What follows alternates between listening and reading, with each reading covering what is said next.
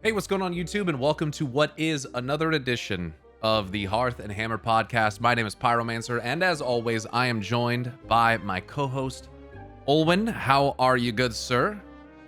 Doing well. I'm overheating.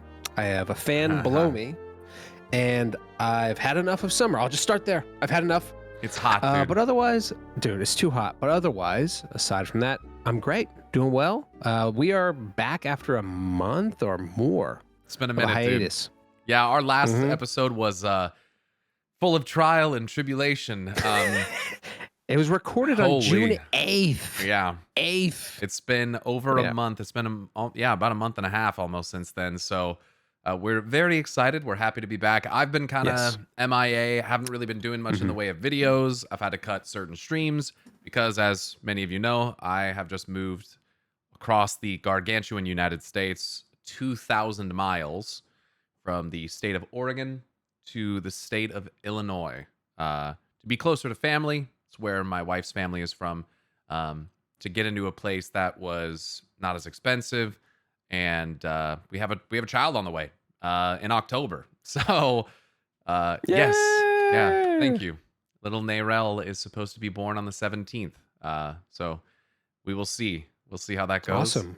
But yeah, it's great to be back.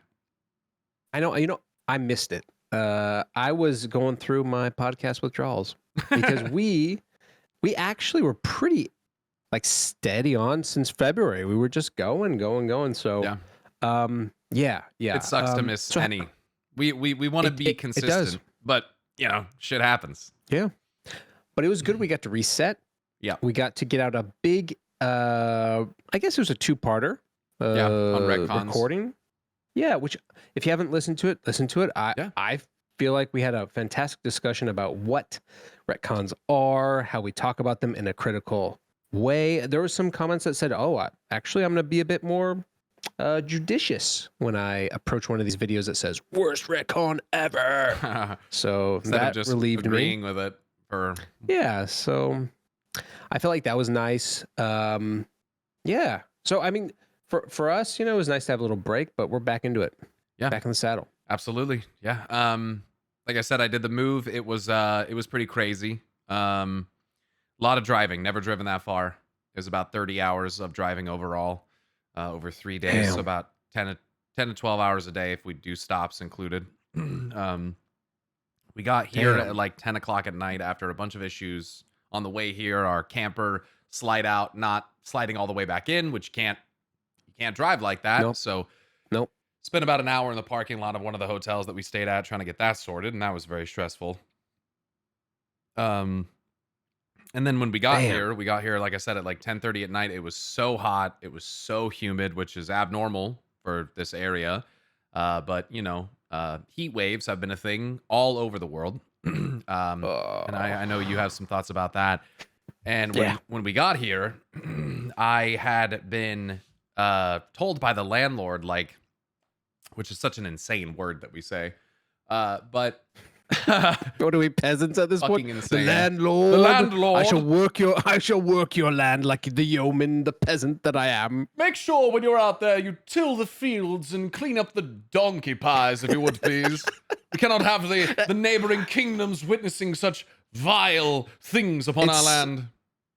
So is that. It is. It's so fucking crazy. Anyway, we got here. He had told me like a month beforehand, so I just been busy with so many other things to get the electricity in my fucking name. He had it canceled the day that we were supposed to show up. So when we got here, there was no fucking power. There was no lights. Bad. There was no AC. It was so fucking. My wife is 6 months pregnant. Like like 7 now. We can't have her in an 85 degree house hot like that. So that was brutal. We slept with like wet t-shirts wrapped around us and shit. It was tough, dude. It was tough. Thank God they could turn it on remotely. So the next day I got a hold of them. First thing they were like, "We'll get you switched on. AC works great." Thank goodness, man. Yeah.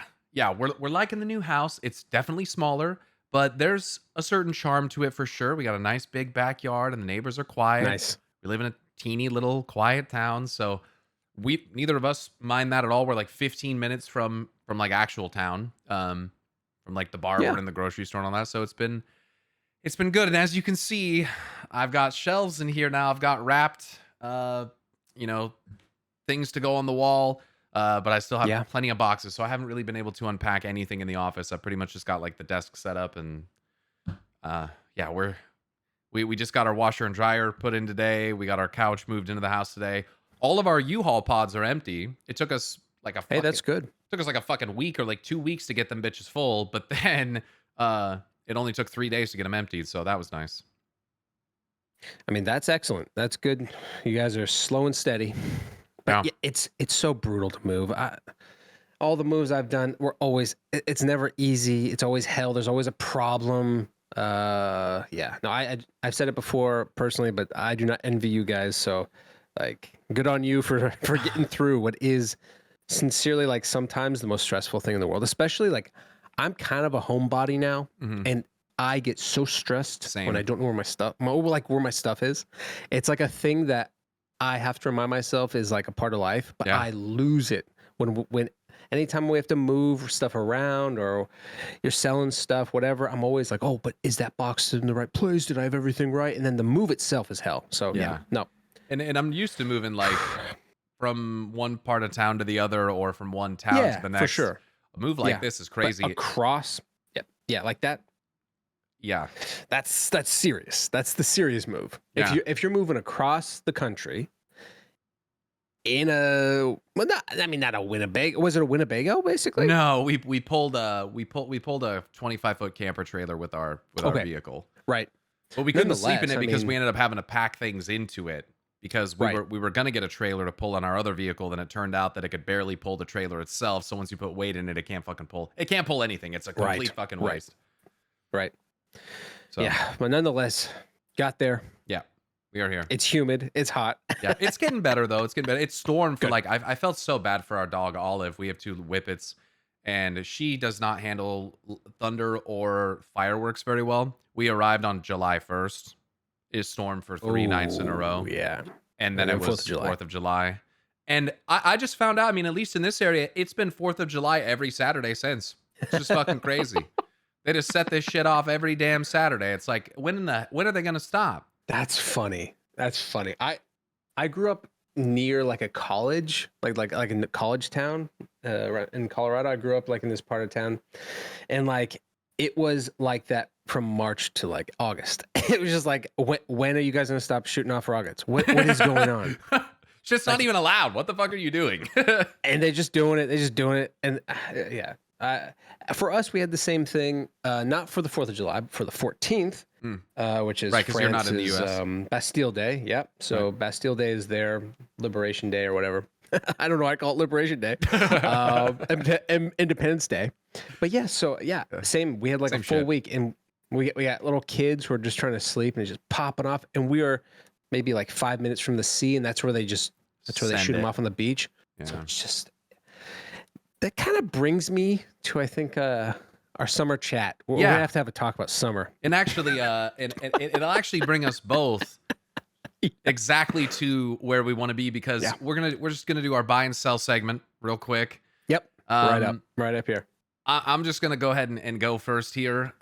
We've both been talking about it the entire last 5 minutes, and my sell is fireworks, man. When I was a kid, and maybe it'll be different once we have NAREL, but like when I was a kid, I thought it was cool. And then by the time I turned like to a teenager, I didn't give a shit anymore. And it pretty much ever since then, they've just become a nuisance.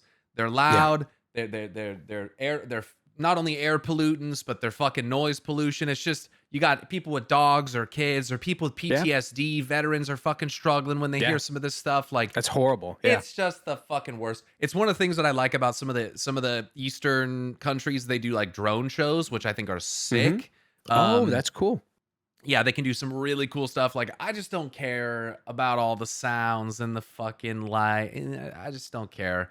And it's so expensive if you want to buy some and do it, and like just get some poppets and some sparklers and shut the fuck up. But all jokes aside, it's tough. Yeah. It's tough for the dog. It's tough, but at least people around here, they're respectful. They stop around 10 o'clock, which I think is very good. I used to live places That's cool. where these people be setting them off till fucking 1 a.m. I'm like, dude, what are you doing? Same. I just had I grew up with a bunch of I don't know how else to say, but rednecks, man. We grew up in an area where there's so many people who are just well, this is not my afternoon. I mean, afternoon, they've been drinking too long, but I mean, they start drinking in the afternoon. Yeah. It's 1 a.m. I'm trying to sleep. I got work in the morning, and they're just popping that M80. Yeah. Sounds like someone's house got bombed. Yeah. Fucking car blew up. It's so stressful, but I'm with you on that. I agree. And I will add my sell, because I'm selling summer. Summer, the whole fucking thing is over. Okay. Island Dave was here with you guys. And for those who don't know, this is a persona of mine. I picked it up when I was young. The one he's playing right now is the persona. Island Dave's the real person. I live on an island. Yeah. There was a persona that I picked up for I'm a homebody. I like the quiet. I like the calm. But between May and July, I would go crazy. I'd enjoy going out in my old man Tommy Bahama shirt. I love listening to Jimmy Buffett, drinking pina coladas, etc. That was a persona, and everyone made fun of me for it because I grew up in a landlocked state, by the way. So that didn't really work. Not an island in sight. No. Nor a body of water larger than a local reservoir. I'm staying next to the reservoir, and I'm enjoying my pina colada, and there's a cop saluting imaginary jets flying over, just So Island Dave has been killed, and what is killing it is continental Europe. Okay, here's the deal, guys. We got to get AC. I can't take it anymore. This loud, annoying American who's entitled to everything, the abundance of America, needs that shit. Glorious abundance. Because I'll say this, man. We've had hard summers where, okay, it's hot in France for, let's say, I don't know, a couple weeks. But we have just had, and for any European listeners, you guys get it. It's been nonstop. Mm-hmm. We got stuck in one of the earliest, on the podcast I even talked about, one of the earliest transitions from spring to summer where it was 55 to 95 over I think a week. So that messed everybody up. And then after that, we had just brutal heat waves after heat waves after heat waves. In the same year. All these. Yeah. It's getting fucking hammered. For us, this area is quite temperate normally. We get 85, 90 max. It's been 100, 110, 100, 110. Has the humidity been up too? Yeah. It's been massively very humid increased. Here. Yeah. So for us, we were really shocked because this is kind of a resort town on the Atlantic where it's just supposed to be the France version of Jersey Shore. Sure. Where all the working class folks come in, they enjoy it, and they go back home. But the thing is that's fine if it's not sweltering and you walk into the sea, which is supposed to be fresh, and it's like a burning bath. It was so bad. And I think the big thing, again, we're complaining about fireworks. The thing about summer right now, it's not great for these kids. They can't take it. It's too damn hot. Too damn hot. Your kids, you mean? Yeah, it's too damn hot for them. And it's just especially, this is the big complaint. If you don't have AC in one of our apartment units, fine. You can get your own small swamp cooler. The big problem is at school doesn't get out till July 1st or 2nd in France. So by then it's hot June, as fuck. Yeah, it was 88, 89 in the classroom. And my kids just they can't take that. It's too much. Yeah. What about hospitals and other places? Do they have AC in those? No, our local hospital, they do have it in the maternity ward, but aside from that, no. Holy shit. Now, one of the big, for those who are French or lived in France, there's a huge debate going on right now about how climate crisis and the need for adapting will mean having to have central cooling in public spaces. But can't AC also make climate issues worse? Yes. So one of the ministers was saying that's great, but we're going to cause more issues with the ozone. But then there's another guy who's saying, no, you can do it effectively. And it's a whole thing right now. You could also cut in one area, but we're already not to get too much into the ecological discussion, but we're already accelerating to a very bad place right now. Basically, it's kind of we've tipped. Yeah. And we're trying to, it's triage.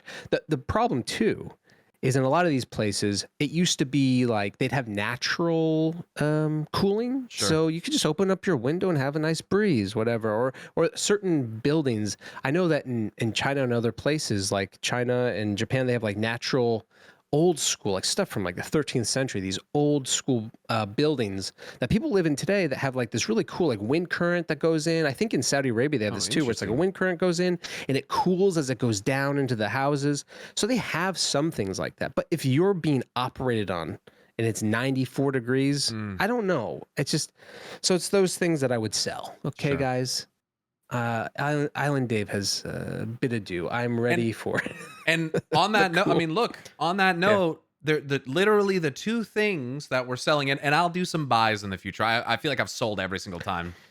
It's all good. I gotta buy. I gotta, dude. Have you ever had a Culver's? Have you ever eaten at Culver's? You ever had that? No. Oh man. No. Is it a sandwich shop or something? It's a burger place. I think it's like a Chick-fil-A, like but like with burgers or whatever. But I had they have like the butter burger, which sounds gross, but it's just no, it sounds great. Sounds great. Yeah.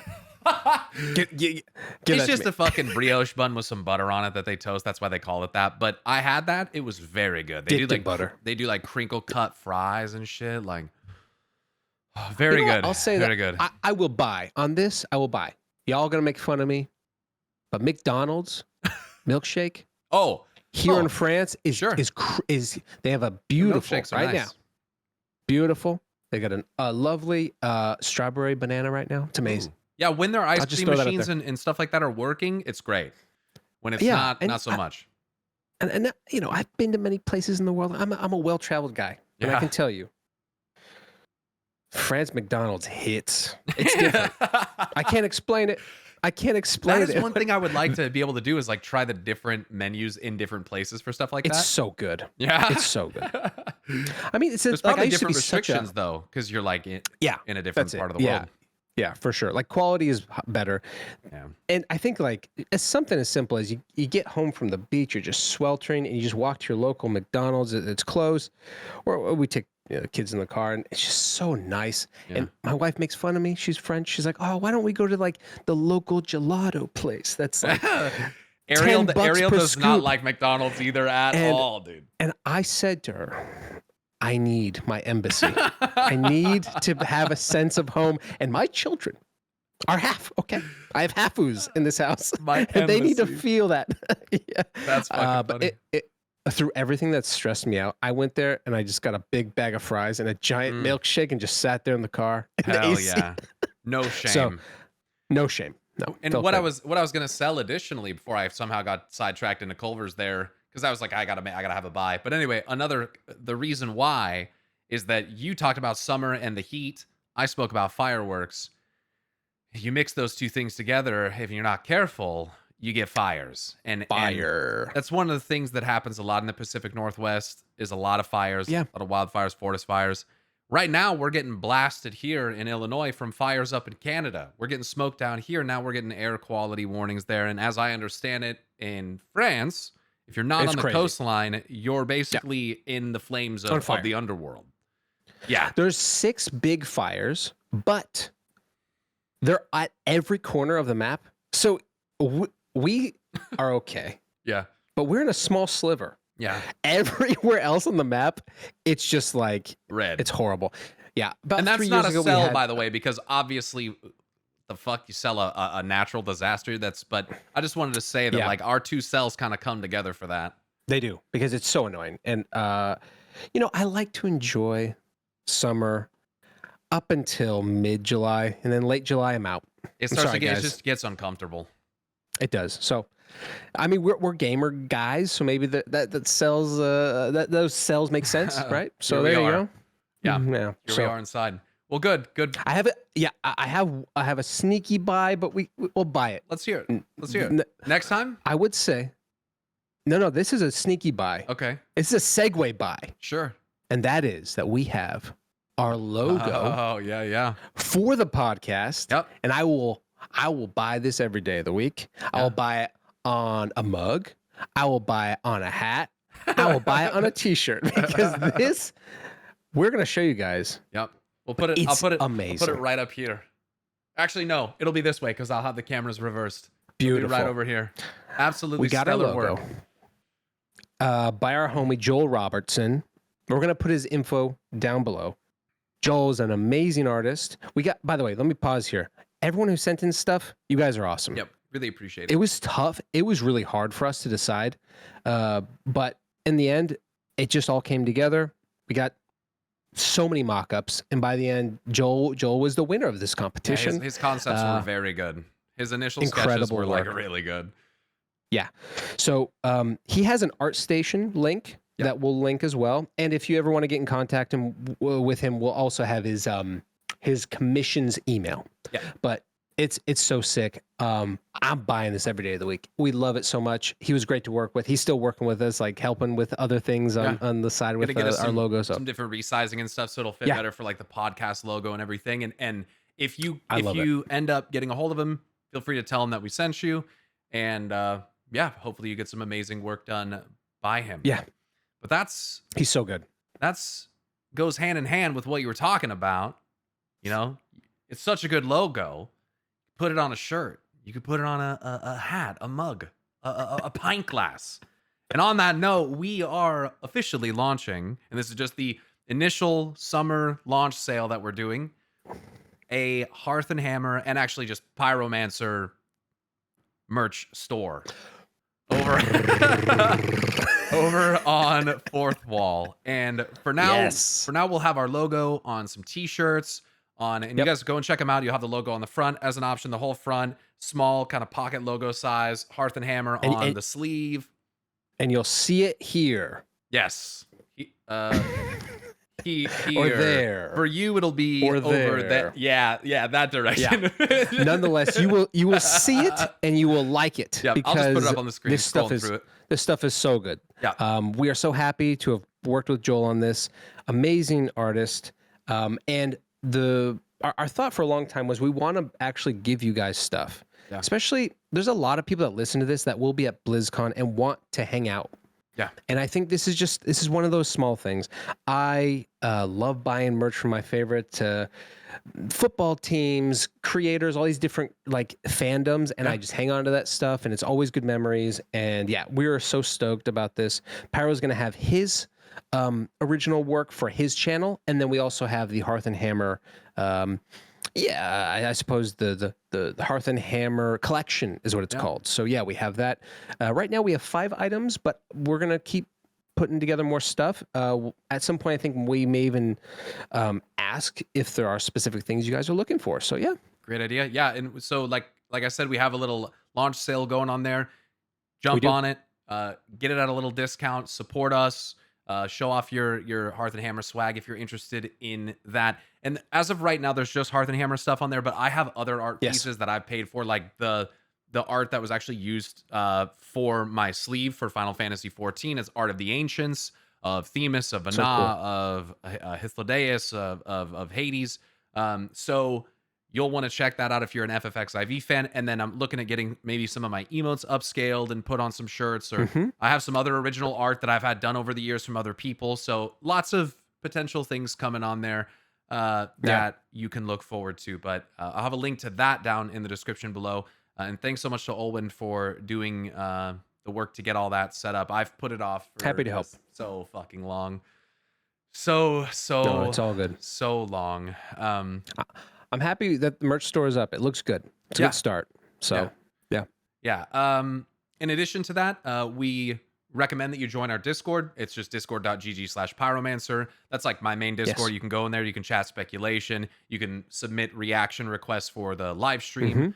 You can ask questions as well for the podcast.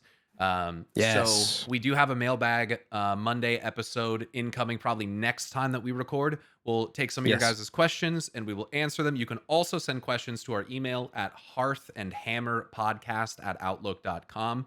We love getting you guys involved, answering your questions, and gives us more to talk about. So thank you so much for all the submissions so far.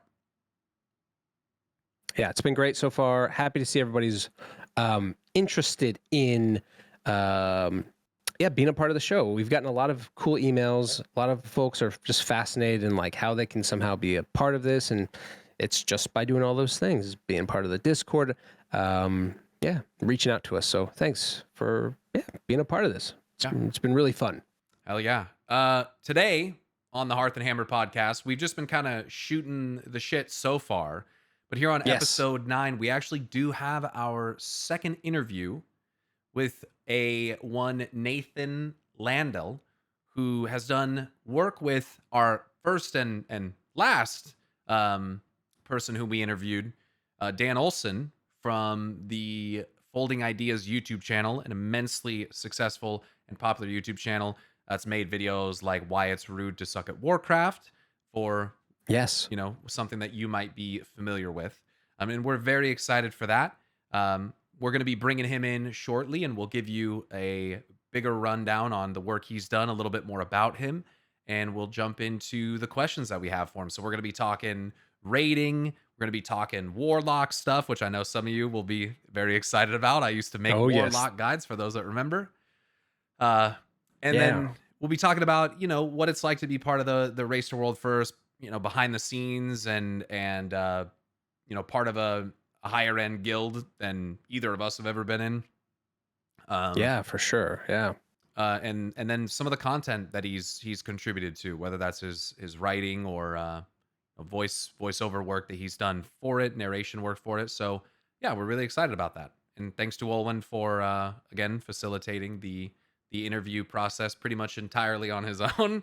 He's taken that upon himself, and we are looking forward to having other future guests. We are. No date or anything announced for it yet, but we do plan to have another lore speculation content creator on the channel, Zaxxas, for those that are familiar.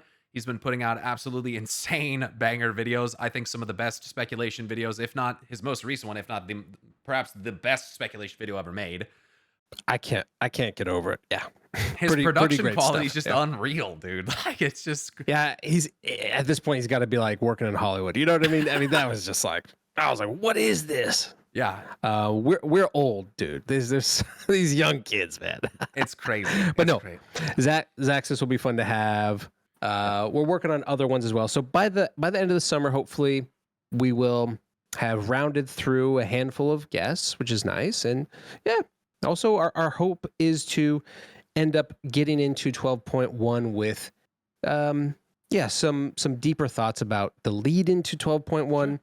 Maybe next episode we can also touch on bigger lore implications about what we've learned in Revelations, etc. So so far this is where we're going. And Haranir is a big topic that we'll be able to discuss next time. I'm sure that'll be the bulk of our next podcast, and in this one as well, we'll talk about Shadowlands a little bit.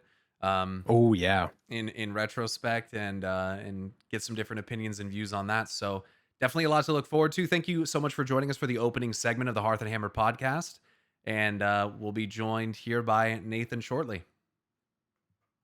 See you soon. All right, folks, welcome back. Today, we are joined by Nathan Landel, also known as Choice_AU. Nathan is an Australian-based writer and digital media creator, best known for his collaborative work with Dan Olson on Folding Ideas, the incredible YouTube channel, which we've, of course, featured here on our channel as well. He served as a co-writer for several of the channel's most prominent video essays, including the more recent ones like The Future is a Dead Mall, Decentraland, and The Metaverse, and the one that everyone knows, every WoW person knows today, Why It's Rude to Suck at World of Warcraft. Nathan has been a longtime player of World of Warcraft with experience in top-tier global raid guilds like Big Dumb Guild. He has also spent years analyzing the game's culture, theory crafting, and community structures. Under the handle Choice or @Choice, he has produced his own video guides focusing on high-end gameplay in raids and arena, as well as video essays offering a complex perspective on WoW and what it means to us today. Nathan, welcome. Welcome. Thank you. You flattered me with that intro. Thank you so much. It's good to be here. Nice to have you here. Yeah, thanks so much for joining us. We have a bunch of different questions for you, kind of ranging in topics, world first experience, kind of what that's like behind the scenes or doing analyst work with it. Just kind of your general experience with World of Warcraft. What are you doing? What do you like about WoW? What got you into it? We'll talk about Shadowlands a bit. I'm quite passionate about that topic in and of itself. So am I. Yep. We'll talk a bit, of course, about why it's rude to suck at Warcraft, and many other topics. If we have any tangents or digressions, we'll just go straight into them. No worries on time, and we'll just jump right into the first question. So Nathan, would you just mind sharing kind of a high level overview of your experience with WoW? Like, how did you get into it? What kept you playing it, and what is your experience with it today? Yeah. So my dad got me into World of Warcraft about 6 months into TBC, so 2007-ish. A decision he's regretted for going on 20 years now. But you know, like anyone who's played the game for that length of time, right? Like, it's been a long journey. Lots of different stuff has gone down. So I'll try not to give the full life story. Sure. But yeah, I've had the privilege to do a lot of different stuff, have a lot of different opportunities. During Miss Pandaria, I got really into the hardcore raiding scene, really into taking that side of things seriously, to a destructive point, right? Like I made some very poor life decisions through that period, which, you know, I'm happy to get into as we discuss sort of like more detail about the raiding's background. But essentially, at a certain point, it's like, okay, I need to sort of disconnect from this. I need to find some other outlet in order to sort of balance real life and that sort of stuff. So eventually, I found my way into the PvP side of things, really enjoyed that, and eventually, like, you know, wanted to make stuff online about WoW PvP and sort of share that passion, that side of things, which, you know, turned into getting a DM from Skill Capped, which turned into getting some experience with professional video production, which turned into the Race to World First, and eventually doing stuff with Dan. So as much as I sort of hate to admit it, like, you know, like Warcraft really has sort of like set the trajectory of my life up to this point, for better or worse. Same. I can very much relate to that. Can relate. Yeah. Yep. Yeah. I mean, I've been making videos on this. I started doing Warlock guides in Warlords of Draenor. I saw that. Yes. Yeah. I'm excited to say about my passion for demo lock. I've kept that secret from you. We can have a whole conversation about demo. You have no idea. You guys will. I'll just walk out. You guys go for it. Yeah, I can very much relate to that. I mean, it's informed so much of what I've done, relationships that I've formed, professional work or otherwise. Yeah, it's kind of crazy to reflect on that. Is that like is that surreal for you now? Like, when you look back on it, like, how the hell do all of those things like link together and get you to where you are? It is true, because, like, you know, one element I buried in that, like, you know, met my fiance on World of Warcraft, right? We've been living together for 14 plus years now, right? So like life really, again, better or worse, dictated by the game. And that's, you know, I suppose, like, not to get too flowery too early, but like, that's kind of like the magic of the virtual world, right? Like, it's the way in which that it does have tangible effects on one's life and can make one's life better and form real connections and that sort of thing. You know, all that flowery crap, you know, that nerds write PhDs about. Yeah, that's true. Yeah, we do. and maybe that ends up being really the root of the attachment that people have to these kinds of games in the end of the day, right? Absolutely, yeah, absolutely, yeah. Well, go ahead. Sorry. No, I was gonna say, like, there's a reason why no one gets teary-eyed about Madden, right? Like, there is a difference, right? I remember the first time I played as Tom Brady. It is so true. And the other thing I would quickly add is the idea that, like, all of us, we're talking right now, we're talking about WoW. We're going to go into this huge discussion about it. All of us at a different point in our lives. We played it too much, and we thought we are going to be social outcasts if we keep doing this. Yeah. And we figured out how to actually relate to people. And now I think we're functional human beings. But it's one of those things where you finally... Yeah, no, but it's one of those things that I've said on this podcast. I've said to Pyro before that, like, without WoW, I don't know if I would have been as, it's a weird thing to say, but as well-rounded or have more experiences with the world. It's such a bizarre thing to say. It's contradictory, but it works, Yeah. So, yeah, I'm glad you feel the same way. Yeah. Well, where are you at with the game now? Do you play retail or classic, or what? Are you raiding still, or? Yeah, so I've gone deep into the classic rabbit hole, which I didn't think I would do, but I got really into Mr. Pandaria. Oh yeah. Which has been That's cool. it's been a mixed bag because Classic, you know, it has been on a downward trajectory, right? And the Australian realm is sort of, because we're on our own little island, right, both literally and figuratively, the population decline and the issue with sort of Classic, we're feeling it first, right? Sure. So, you know, I've been very fortunate to find, like, you know, a new band of boys that, you know, I joined a guild properly and have been raiding consistently properly for the first time in, you know, like a decade or something, through these guys, and I've been enjoying that quite a bit. So yeah, we killed Heroic Garrosh last week, and that was world 65th 10-man, which, like, you know, that's Nice. not too bad for 6 hours a week. You know, I'll take that. That's great. That's cool. Yeah. Yeah, and I spoiled a week of progression because my fiance dragged me out into the Australian outback to, Oh my for a week. Oh man, why would she do that? Yeah, the proud city of Winton. Yeah, no. So I've really enjoyed Mr. Pandaria. To be honest, I've used that kind of as a retreat away from retail, because I found myself I was becoming a hater, right? Like I've not been a huge fan of the direction the game's been headed the last couple of years. But I found myself, for one reason or another, sort of sticking with it because friends wanted me to, or because I kept doing it. You know, like with Skill Capital, I had a professional obligation to sort of keep up with things, which was leading to a resentment building, to be sort of blunt about it. So I felt it was best for me emotionally to just kind of like start to like wean off it, and like, you know what, without being you know, one of those people bitter on Twitter, let's just kind of step away. You know, went into my Miss Pandaria bunker, and I've been quite satisfied with that for the time being. Right. Very nice. There's a couple things you said there that I'd kind of like to unpack if you don't mind, and that would be absolutely. Yeah. So since you started playing in TBC, you've obviously been a very long time player. You played Miss Pandaria also when it was current then?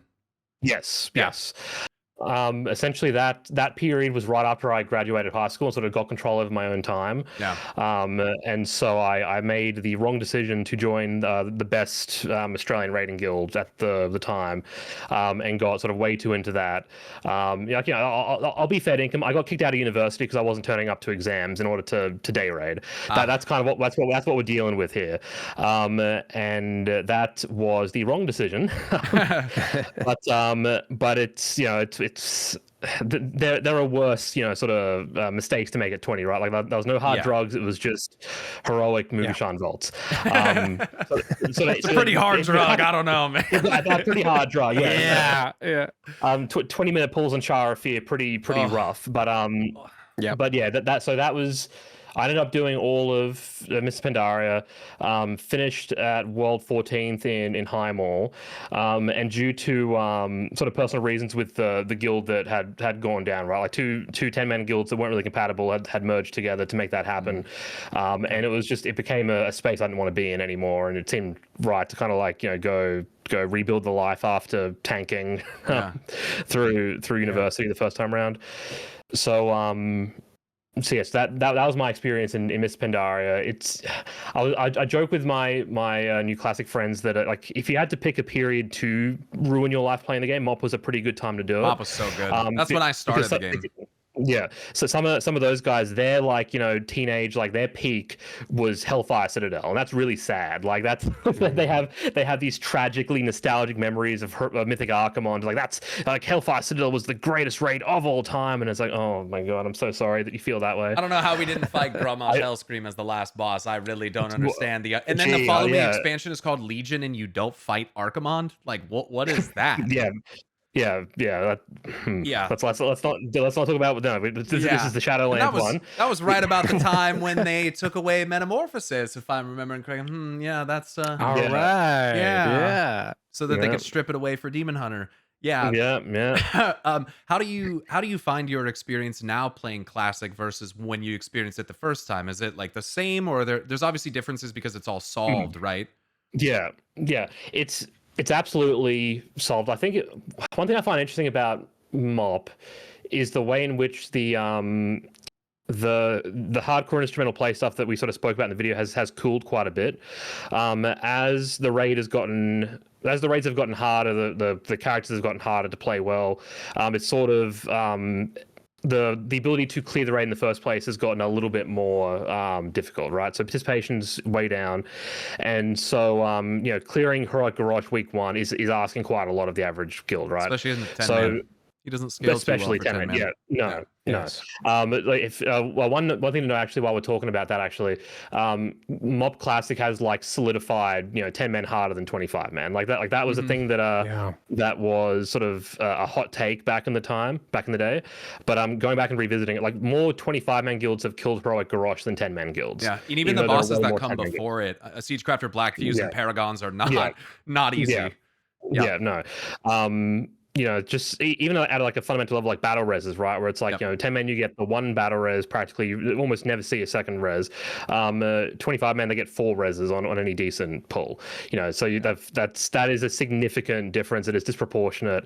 They have twice the adds, but more than twice the kicks, all that sort of stuff. Like it's just, and the computational side of things, like that's the big thing where it's like the ability now to push a note that has like an airhorn golf to tell the rep paladin to press his fucking aura mastery, right?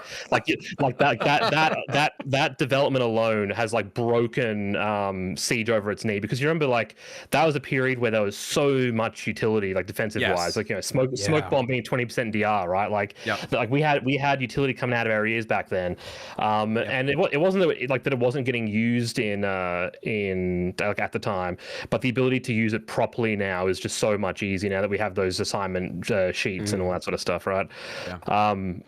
I've sort of lost the thread here, but so that is an example of a difference between the original MoP and current MoP. One thing that I sort of want to point out, and this is a good time I need to point it out, is that Classic it's got a weird sort of private server-esque sort of buggy texture to it nowadays. As someone who has played private realms a good bit during WoD, there's a texture that they have where you sort of like you learn to live with weird bugs and overcome like little extra bits, and MoP does have like a undercurrent of a lack of polish, right? There's one really weird bug that Siegecrafter Black Fuse, right? Like like the tank buster where he puts a debuff on the tank, hits him really hard, and they do extra damage to their ad. For some reason, Fear Ward gives the tanks complete immunity to that tank buster. They take no damage from it at all. Whoa! But they still get it. They still get the damage. They still get the debuff. Yeah. So Siegecrafter is a solo tank fight now, as long as you have a priest that maintains Fear Ward on the tank. It's just a bug, and it's been that way for like 4 weeks now, and there's no sign that they're going to change it. And it's like, is that just how we live now? Weird. I don't think that was the thing when it was current either. No, of course not. No, because like there's no fear component to being hit with a lightning bolt. But yeah, so there's this one phenomenon where if you want to get something done, like the challenge mode Discord, right? There's a community of challenge mode guys, and there's one developer in there. And if you can ping him on when he's in a good mood and ask him for something, you can get it. So a couple of weeks ago, there was a concerted effort to gaslight him into putting Raden loot, like heroic Raden loot, on the on a celestial vendor, right? So rather than having to go and do Throne of Thunder heroic to kill the last boss and get this loot, you can get it for your ults and things from doing 5-mans. Is what they wanted. That would have been insane. That's insane. That's insane. But guess what? He was in a good mood that day, so he did it. And as of like 2 weeks ago, what? This is crazy. It's like having a genie. Yeah. So if you want a heroic vision, like an unerring vision of Lation, if you want to be a demo log, UVLS baby, UVLS, the heroic version, not a little baby boy version. If you're the proper BIS one, you can get it from like 20 minutes of 5-mans. Wow. Which and that's a strange pill to swallow. Because on the one hand, like that is objectively like this, like it's discrediting to the game, but it's a nice quality of life change. Like because if you want it to be a demo lock at the moment without that, it's impossible, because no one is going to do Throne of Thunder with you. No one will humor you asking for a quick tot run so you can be a demonology wall. Like it's just not going to happen. It's like a legendary piece of loot for demo locks. It is. It's like I tried taking it off on a sim the other. It's 16% damage right now. Oh my god! It's 16% over the other over the next best option. It was crazy, Olwen. It was nuts back in the it was nuts. Yeah, it defines 16? the spec. It's like Black Blood of Yasharaj from Siege of Orgrimmar for Affliction locks. Like it's insane. Oh damn. Yeah. So you can so much damage. So, but you can see why there was like some urgency to like keep it available, right? Like if people aren't going to run Throne of Thunder, like, and that's kind of like the fundamental thing with Classic now is that stuff that has reason to be done, there's some life to it. If there's not an explicit reason to do it, it's completely obsolete, right? So you know, like Auction House, use that as an example, right? I can sell an obsidian bar for 80 gold each at the moment because no one else is farming them. You need them to level engineering. There's a market for it, but the flowers that grow next to them are worth 90 silver at best, right? Because engineering good, alchemy useless. So you end up with these like absurd dichotomies where so everyone's doing siege. You could spend the rest of your life trying to find a Throne of Thunder group. Yeah. And that's kind of like the vibe is it's like it's feast or famine throughout the game. And so it feels really artificial in that regard. Would you say that that's like a major contributing factor in what I think I heard you briefly describe earlier as kind of like the kind of vibe of Classic at the moment? Because you were saying it's like kind of trending down. Can you extrapolate on like what that means when you say that? Because neither of us play Classic. Yeah, of course. Yeah. So basically, like if you can imagine, every time a classic thing would come. So like, when Classic came out, huge event, big deal. It was one of the top posts on Reddit at the time. Like, oh my god, Classic's happening.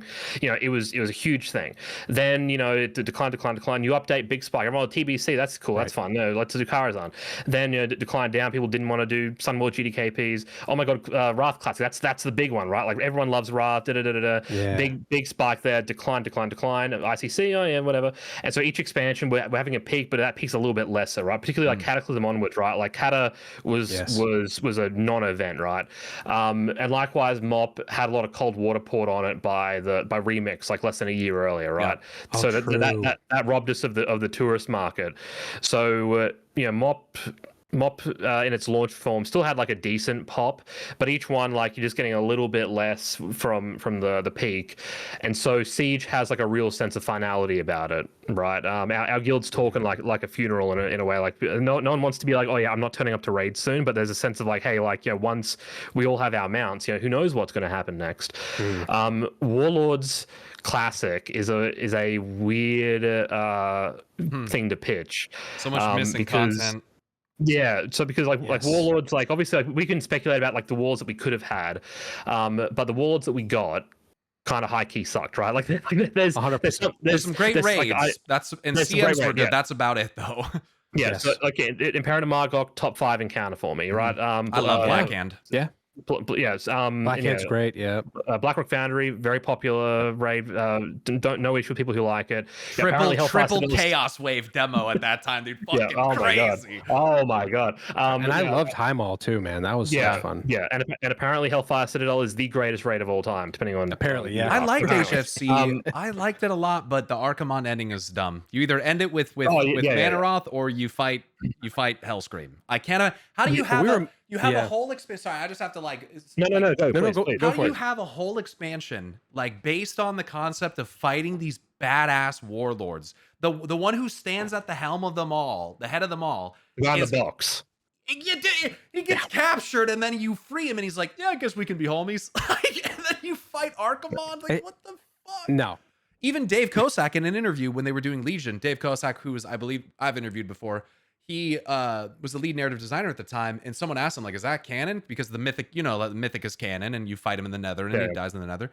And I think he even said, like, yeah, well, maybe we won't make that canon. Like, maybe we'll... Yeah, maybe he'll turn up again. It was canon. So, yeah. Awesome. Yeah, how do you have that? Yeah, but HFC being the number one raid for some people is, that's a... It's tragic to consider. I remember my favorite thing about Warlords that has stuck with me all these years was during the BlizzCon when they announced they had the character designer like doing the talk showing off like the Iron Star and things, and he's like, I guess Garrosh smuggled the blueprints for that in like his loincloth or something. Like he was poking fun at the absurdity of Warlords just like before it even came out, right? So it's so epic and so extra. It was cool to see the orcs like uncorrupted and see like what some of those cultures looked like. For sure, like separately, but the whole like even I mean the entire like narrative segue that occurs to even get us to that point being in a book that is in and of itself a fucking war crime is crazy. Like crazy. Oh my god, that was in my. I saw that. I saw that. It's a good book. That was a good one, but shouldn't be there. Yeah. I have some amount of empathy for the devs on that one, because you can they were very upfront at BlizzCon where it's like, hey, like let us have some leeway here to go to these cool places and meet these cool characters, meet us halfway on this. But I think they asked a lot of the lore guys with the how much they asked for with the time travel stuff, right? Hey, it's a time travel thing with no time travel wibbly wobbly stuff. Don't worry about any of that. Don't worry about the mechanics of the time travel. We're just the portal's there and we're going through and it's fine. And then how that tied back to Shadowlands as well, because then people start looking at okay, alternate universe, alternate timelines. How do those souls get to the Shadowlands too? And then the explanation of the threads into the twine, into the rope, and all that shit. So it gets rather contrived, and at that point, you're gonna have people that just lose interest. Yes, and of course that's sort of you're looking at the man behind a curtain at a certain point, being like, "Oh, that's right. This is all a bunch of bullshit." That's not, and that shouldn't be the central premise of your expansion. Yeah. But so basically, I don't think so. Those freaks in my guild, right? That they'll play Warlords Classic. They'll be seeded for Mythic Highmaul. But I don't think you're going to be able to pitch it to the tourists. Even if you do, what does it matter if there's a couple of thousand tourists lingering in their garrison, right? Timeless Isle, famously good bit of content, right? Famously good, and during proper MoP, it was alive, right? Timeless Isle was dead on day 3 on MoP Classic, because if you were playing the content properly, as classic players are, you already had better gear for it. You there was a little bit of oh yeah, I'll go get my bird and my third ult or whatever, but there was no reason to linger there killing rares for 496 gear and all that sort of stuff, right? It wasn't worth the time. And so with people playing it optimized like that, there's just no reason to. So of course, so if Timeless Isle can't be alive, what hope does the bloody Apexis crystal quests in Warlords have, right? So Warlords will be a ghost town from day one, as far as I'm concerned, and it doesn't matter if there's a couple of healthy guilds that are raid logging every week, because that's a big issue actually. While I'm thinking on that, so that's obviously Kata. Yeah, Kata, MoP, WoD, they were all raid logging expansions, right? And that was a serious issue. But there was some life to it, because those expansions were Warcraft. They were the one. Now MoP is having to compete with, your anniversary, your retail, Seasons of Discovery. Season of Discovery, private servers, which I don't know if I can legally name on here, that are currently doing quite well for themselves. Yeah, the 5 of them or whatever. Yeah. So, with all that other competition, what reason is there for someone who has best in slot loot, who has their stuff done? What they have no reason to log into MoP at all, and so. You can tell that there are a couple of thousand people still active on the server that I play on, but you don't see them. They log on for raid and they log off after raid. So when I'm playing the auction house, I time the market to put my gems up after raid on Wednesday, Thursday. Don't bother the rest of the week, and you ride that tide. So in that regard, even if Warlords is kind of successful, it's going to feel grim. Yeah. And approaching that sense of finality, man, it's got to be tough. I've never had to experience that really in any expansion or game, because there's nothing finite about retail as it stands now. But I've seen a similar trend, and I can only speak to because they don't publish these numbers anymore. You can speculate and try to pull metrics to try to deduce what the fluctuation looks like. But I can say that my Twitch stream, for instance, did significantly better on the War Within launch, and OLWENN has seen these numbers, so you can attest to this. But you can see the curve, and then steady decrease, it's return to normalcy. As you expect over but then with Midnight, you can hardly tell that an expansion even came out, in the numbers. Yeah. I mean, I don't want to get into that, because that's a depressing thought. We are going to get into that. Yeah. So... right. Okay, awesome. Yeah. Just get ready. Okay. Yeah. So I mean, MoP is trending that way. For me, I'm emotionally prepared for MoP to go off into that sweet good night, because I never viewed Classic as a legitimate iteration of the game in the first place. Same. So my mounts on that are right. My mounts and titles and they were always they would pretend they were short stuff. I have a lot more emotional attachment. With retail's the main timeline. Yeah. Exactly. And so whenever people say, you know, like, oh, I think I should get my black war tank, like my AQ-40 mount, I should get that in retail. I kind of roll my eyes a little bit. I mean, I'm making peace with the idea of like that'll maybe be the compromise, right? Where it's like, yeah, we're shutting down the classic realms, but if you want to log into the Last Titan, you can get your Scarab Lord title. You know, that might be that might be enough to quell the riots. But that's true. Classic, like I'm having a great time with it. It's just really hard to recommend because of like the vibe surrounding it, right? Yeah, totally. The next thing, I guess this kind of would segue into it. What are your opinions of some of the changes being made in Midnight, specifically with things like access to the API, the whole weak orders debate? Like, where do you sit with all that stuff? Like, overall? So I'm reluctant to put too firm a flag in the ground because I made the decision that I wasn't interested in sort of like humoring the add-on changes from my own perspective. Right? Like I haven't rebuilt my UI meaningfully since 2013 or so, right? So for me, it's like my UI was like it was a comfort thing. It was what I wanted, right? And so the thought, even if it was only a day or two, the thought of having to like rebuild it like offended me on some sort of level. So part of going to MoP is like, hey, my UI is the way that it was. So I think at this point, you guys are better positioned to tell me what the experience of playing with the UI changes actually feels like. I know that for me, I was a little bit upset to see that some amount of parallel was drawn between like my video and the add-on Apocalypse, right? Like there was some sort of catalyst or what's the framework. I'm not going to say that reading isn't there. I won't say it's not there. Sure. But my thesis with that video, what I thought I was trying to communicate with that video, was that the add-ons are unique to WoW, right? Like the precise way in which the players interact with Warcraft through the add-on API, through that add-on medium, is ultimately unique to Warcraft, and for better or worse, it makes it special, right? Like it's an interesting dichotomy, and if you try to mess with it, like you've got the Battlefields of Negotiation thing, right? Like if Blizzard tries to annex power by changing the add-ons, players will retaliate and they'll find ways to exploit it. So for me, the outcome that we sort of got seemed pretty obvious from the jump, which is that Blizzard would try to rein things in. The very smart people who work on this stuff would break whatever restrictions are put in place.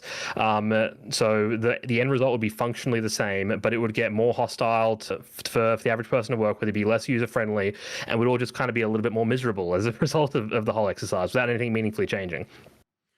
That seems to be how things played. You can probably correct me if I'm wrong on that. But the Race to World First looked pretty much the same, as far as I understand. Like the party line out of Liquid is that they couldn't really tell any sort of add-on, like any sort of philosophical change in boss design had really occurred. So it seems like the only real thing we've lost is a bit of user friendliness and setting it all up, I guess. Yeah, I think. Would you agree with that? I think it's in OLWENN. Obviously, you can give your opinion on this as well. I think for me, it's been interesting because I was pretty dissatisfied at the time, especially, and upon further reflection, it's changed a lot, but pretty dissatisfied with some of the narrative beats of Shadowlands. So I quit playing the game at that time and went and played Final Fantasy XIV, where there are no add-ons. Like they're not allowed. Yeah. And since I stream, there's like they're extra not allowed. So they're actually not allowed. Because otherwise that you use them. Right. So I came back kind of with a philosophy of like fuck add-ons. Like I'm not gonna use them. Like so I'm not gonna use. I'll use like QOL stuff or like Bagnon shit like that. But no like weak orders or anything. It wasn't until for combat or whatever. Yeah, and I felt like in Dragonflight, because that's when I came back, I felt like the encounter design was like clearer in the information that they were providing. I didn't feel telegraphs, all that. I didn't feel like I needed them. But I also wasn't rating like Mythic and nor at a competitive level at the time, which makes all the world of difference. So I can only speak so much on that. In the War Within, I felt like that got even better. They made changes to like mechanical telegraphs in terms of like how clear the edge of swirls and stuff like that was. So I think it's gotten better. I'm also like the raid leader of the guild, so I'm keeping track of all of the events without DBM or boss mods or anything. So like I'm just actually learning and memorizing the fight, which to be honest, I definitely took like a certain level of pride in. Sure. I'm like, well, I actually know the fights. I don't just have this thing telling me what to do. So I don't know. For me, the transition was almost like natural. However, you still run into certain fights, like Lura, for instance, where like using an add-on or having something to offload just like cognitive stress, load, makes a gigantic difference. So I still can't look at it and with a straight face, fully honestly say like, yeah, it's now just designed in a way where like add-ons aren't necessary. Because if you're playing at that level, I feel like they still are. Like right now we're 8 of 9. We're about to be 8 of 9 mythic. Probably tomorrow we'll kill Bellerin tomorrow. But we're also like months behind what these other guilds did. And so I don't want to use them as like the root example of like what rating is actually like, because the average player is not in liquid, obviously. Yes. But I don't know. I still think that one of the biggest problems, even with the CD tracker and all that stuff, is that you have this huge area of buffs in your top right corner, and there's just like no way to like filter them at all. There's no filter. Like nothing. I remember back, they got rid of do you remember how there used to be that one icon that would show you like X out of 8 party buffs that you have, and like you could click it and expand it? Yes. Yeah, they got rid of that, did they? If that was in the base game, that's just not a fucking thing, and it hasn't been for like several expansions. Like, it's in MoP. Yeah, so all the buffs just appear independently, and it's like I have no way to take that in piece. I just want to click that thing, right? Yeah, exactly. Yeah, or just overall, like, and maybe you use the cooldown manager and stuff to track that better. But so I just don't toil with it. Like I just fucking press my buttons and fight the boss and try to memorize it. So that's been my experience. I don't know that it's made a big impact because I was already in that mindset of like I'm not going to use add-ons. Yeah. Okay. Yeah. In a similar way, I didn't use a lot, but I think what I noticed was that they got rid of all of this stuff that I actually relied on a lot for, and like, for example, decursive or like Omni CC, I'd use these a lot. And of course, okay, you don't need decursive now. You're just going to have to decurse on your own. Fine. I'll do that, whatever. But I've been decursing since 2005 or whatever, right? With decursive. Yeah. So like, I had to totally be like, okay, well, whatever. I'll have to do that. Fine. But the thing that I was bothered by was the idea that you're taking these things away and not replacing them in full. Yep. So for me, it's less about the idea that we can't really tinker as much with weak auras. It's the idea that the tools that were given were half-baked, first of all, like the cooldown manager, and we weren't able to do what we want to do with the system that would allow us to play the way we want to play. So for me, it reduced the amount of flexibility that we had as players. So the final thing that I want to note is that we had a lot of people that we raided with or that were in our community that were saying like, this pisses me off so much, I don't want to log in because I have an attachment to my setup. And actually that is like, for me, that's like tactile memory. That's like deeply encoded in you as a person. So the idea of taking away add-ons in that respect is actually, to me, like a big identity shift. That's it's a subjective experience that's going to be incredibly hard to bounce back too quickly. So that's my 2 cents. Sorry, there's a lot there that we can sort of continue to unwind. I think you're absolutely right that the tools that Blizzard were like, you know, because they declared they were going to give replacements for all this stuff, right? Like weak auras is going away, but we, like, you know, you'll get a new weak auras, you'll get a one of our weak auras, and of course the issue there is that like it's unreasonable to ask the team at Blizzard to replicate the amount of power that was being offered and the service provided by, you know, like the weak auras guys who, like, you know, they have their own patron, right? Like it's either a side gig or their actual job to maintain a weak auras or a DBM or whatever. And so, like, you know, like, because the bigwigs guys during prog, they're pushing multiple bigwigs updates per day, right? Like if something's wrong or not working, it was getting fixed 20 minutes later, right? Like you can message the guy while he's asleep and he'd roll out of bed and fix it for you.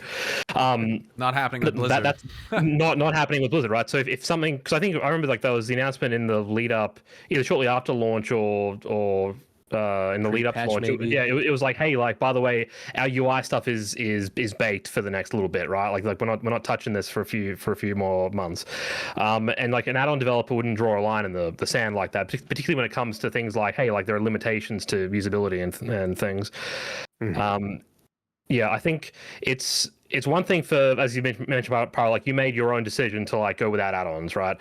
But as you pointed out, it's another thing when like, you know, you and I are like, hey, like we've been using this for 10 years. I like it the way it is. It's not a question of you know, what's good or bad or an advantage or whatever. It's just, I like it the way it is. And if you're going to take it away from me, there's going to be some amount of goodwill that's burned by that.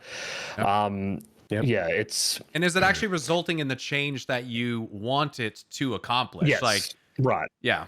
Because I think Ian said before that the intention was to like if you're gonna have to go outside of the game to get the thing to track the thing, we need to just put it in the game for you. I agree with the philosophy, but are you actually doing it adequately? Yeah, but this is where it gets back into like the stuff we discussed in the video, where there's a difference between like you need to go out is the question here. Like, do you need to like do you need DBM, right? As you pointed out, PYRO, like objectively, no, you don't need it. In practice, though, there is like a soft need for DBM for like the majority of raiders. Yep. So need is a subjective term that's based on social practice, social expectations. If my rogue is turning up to raid without DBM, I'm like, oh yeah, I'll just feel through it, bro. It's just like it's a dance, bro. I'll figure it out after 200 pulls. It's like, no, like download the fucking timer, please. Emphasize the bomb and don't whinge about like the art team whenever a mechanic catches you out. Thankfully now you can do that. You can do that with the in-game thing, like emphasize those types of things. But it took multiple patches to get there. Right. To get to a feature that Bigwigs has had since like what 2009, yep. right? Like the emphasis feature, right? Yep. I also think it's without getting into like this side of the discussion, I think it's very telling that right after the Addon apocalypse, we saw a sudden explosion of like the prepaid mod packages, right? Like suddenly you've got all that drama because the process of getting a UI to look and feel good became such a pain in the ass that people were in fact willing to open their wallet to outsource that to others. I think very telling in regards to like the usability of the add-on changes. But yeah, I'm not the one, I suppose, to comment on that in too much detail because I had the good sense to run away and hide before that bomb went off. Yeah, it was very controversial, and it's something that I wonder sometimes that you know contributes, and well, I'm sure it does, but how significantly to any perceived kind of lack of bump with Midnight. You know, not just thematically people missing the mark with certain people, but I'm all about elves and blood elves and stuff, so that's not an issue. But how many people felt that level of discomfort where like they just kind of stopped playing because of it? I think it would be a hubris to be like, oh yeah, of course, like, you know, the player count's down 20% because they banned weak or like I think that's sort of like giving it a little bit too much credit. Yeah. But certainly for established players like myself, you know, it was a sour taste that, for me at least, because I'd spent the last several expansions for the most part like sort of wanting to off ramp, like I should, if I can just skip the launch of an expansion, I won't fuck up another 2 years of my life, right? And every time round, I managed to get pulled in at the last second, right? Like literally the day before Legion came out, I was like, I'm not playing. And 24 hours later, I'm walking, like I'm on the bus with my keyboard in my backpack up to my mother's place to play Legion on her computer because I didn't have internet at the time. So I just So inability to pull myself away, and Midnight, for me, the add-on changes were like that little bit of resistance I need, that little bit of friction to be like, you know what, I don't want to take the day to fix it.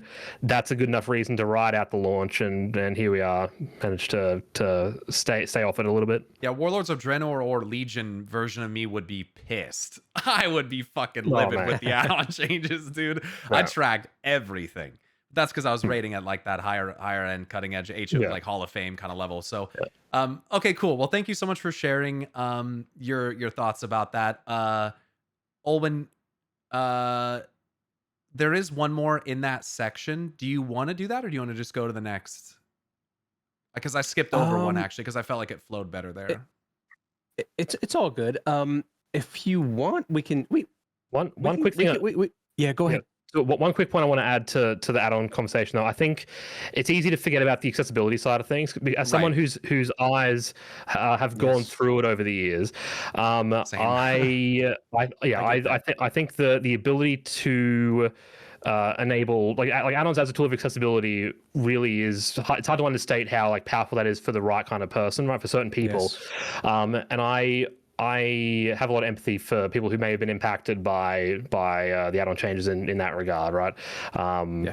Yeah, I sort of wanted to flag that, but it's obviously that's a deep, sad conversation, and I don't know how many people are actually that affected by it, so we won't linger on that. Sure. Yeah. No. Very good to note that as well. Yeah. Yeah. I agree. And sorry, in terms of this question. Yeah, we can ask. Yeah, Nathan, can you tell us a bit more about getting involved with Skill Capped and what you learned while you were working within the raid, the raid for World First community, race for World First community, and moving along as an analyst, isn't that right? With Big Dumb Guild, isn't that? Yes. Yes. Okay. Yeah. So I mean, do you want a little story? Is that it's like should I just get into like Just so go. So I'll start with BDG and then we'll work backwards into skill cap, I guess, if you're still interested in that. So with the rating experience in MoP, right? One thing I really enjoyed was the problem solving side of things, and I like Warcraft when it's hard, right? Like I like tight DPS checks. I like the look of the coordination, like when you've got Paragon pixel stack doing that little run around in a circle or whatever. I find that really compelling and interesting, and I enjoy being in that position where like you get to solve your own problems, right? So I was all over the PTR. Taking notes and drawing diagrams and getting really into that. Ultimately pissing off a lot of my peers because they did not want to be told, like they didn't want a diagram on day one. They wanted to figure it out themselves, and I'd already gone ahead and done that. So that was before there was any money in the Race to World First stuff, right? So I did all that. That all worked. We got a couple of US First, World First kills through that period, on 10-man at least.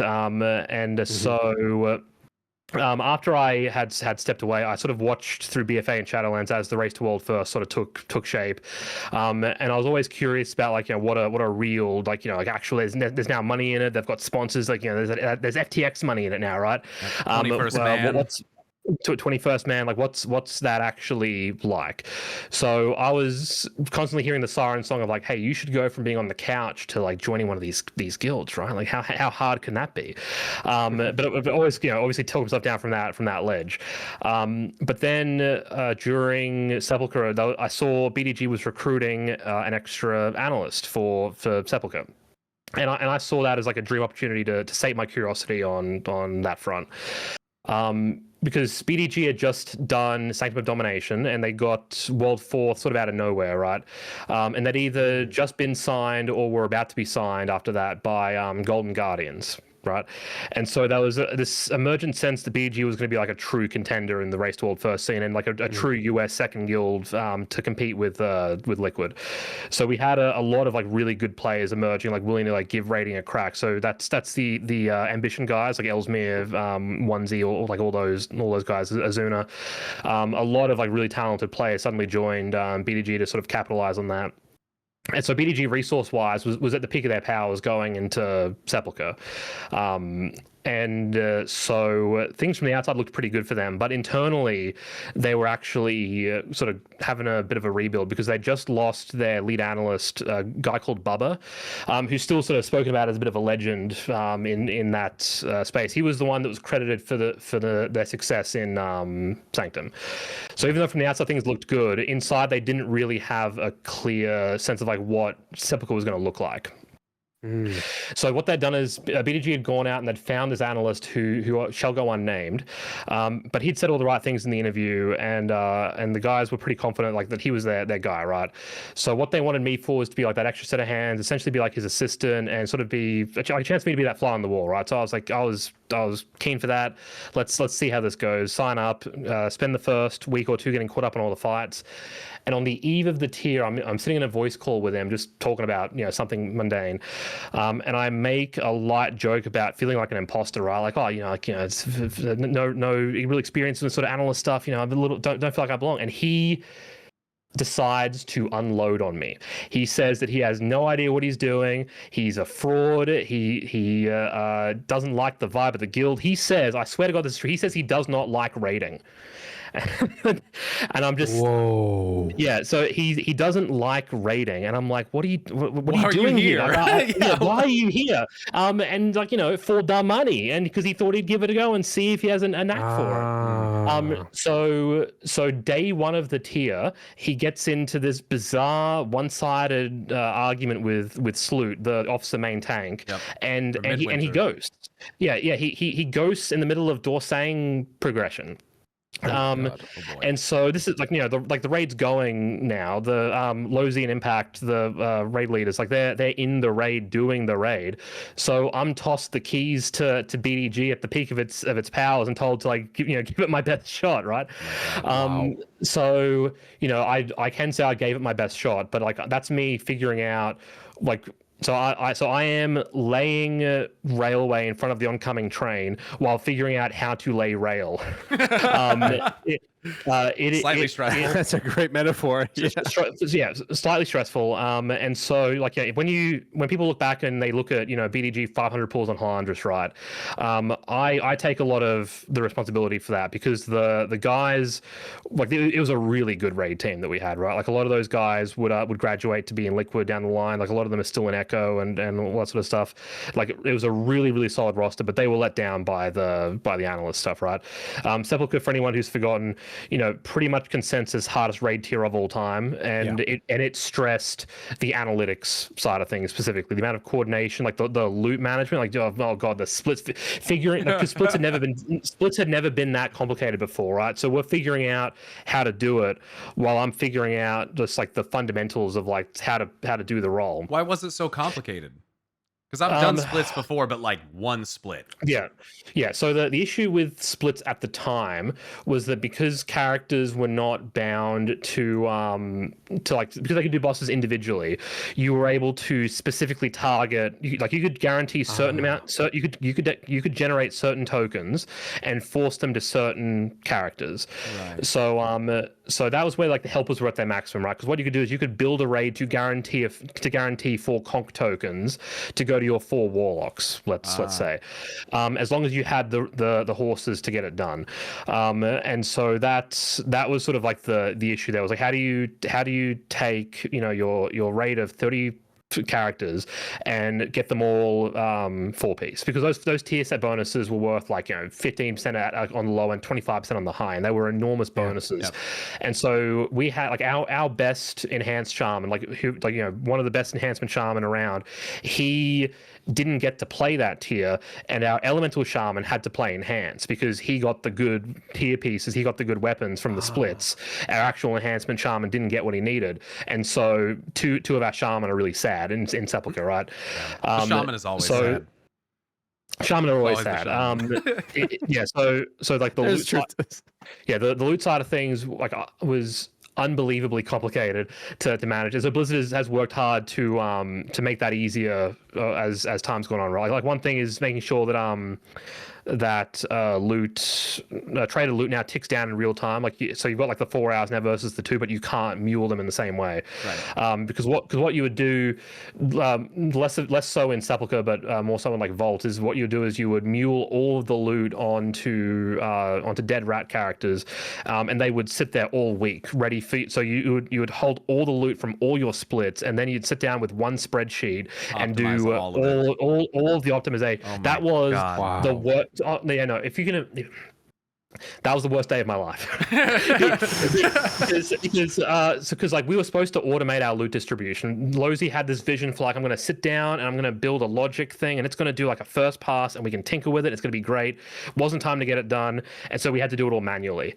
And so in the subsequent tiers, we knew to have some more hands-on. I didn't really want to be their lead guy, but because I was such a fucking grizzled, I was so battle-hardened after Sepulchre, like I was like the lead guy, right? Just through force of will alone.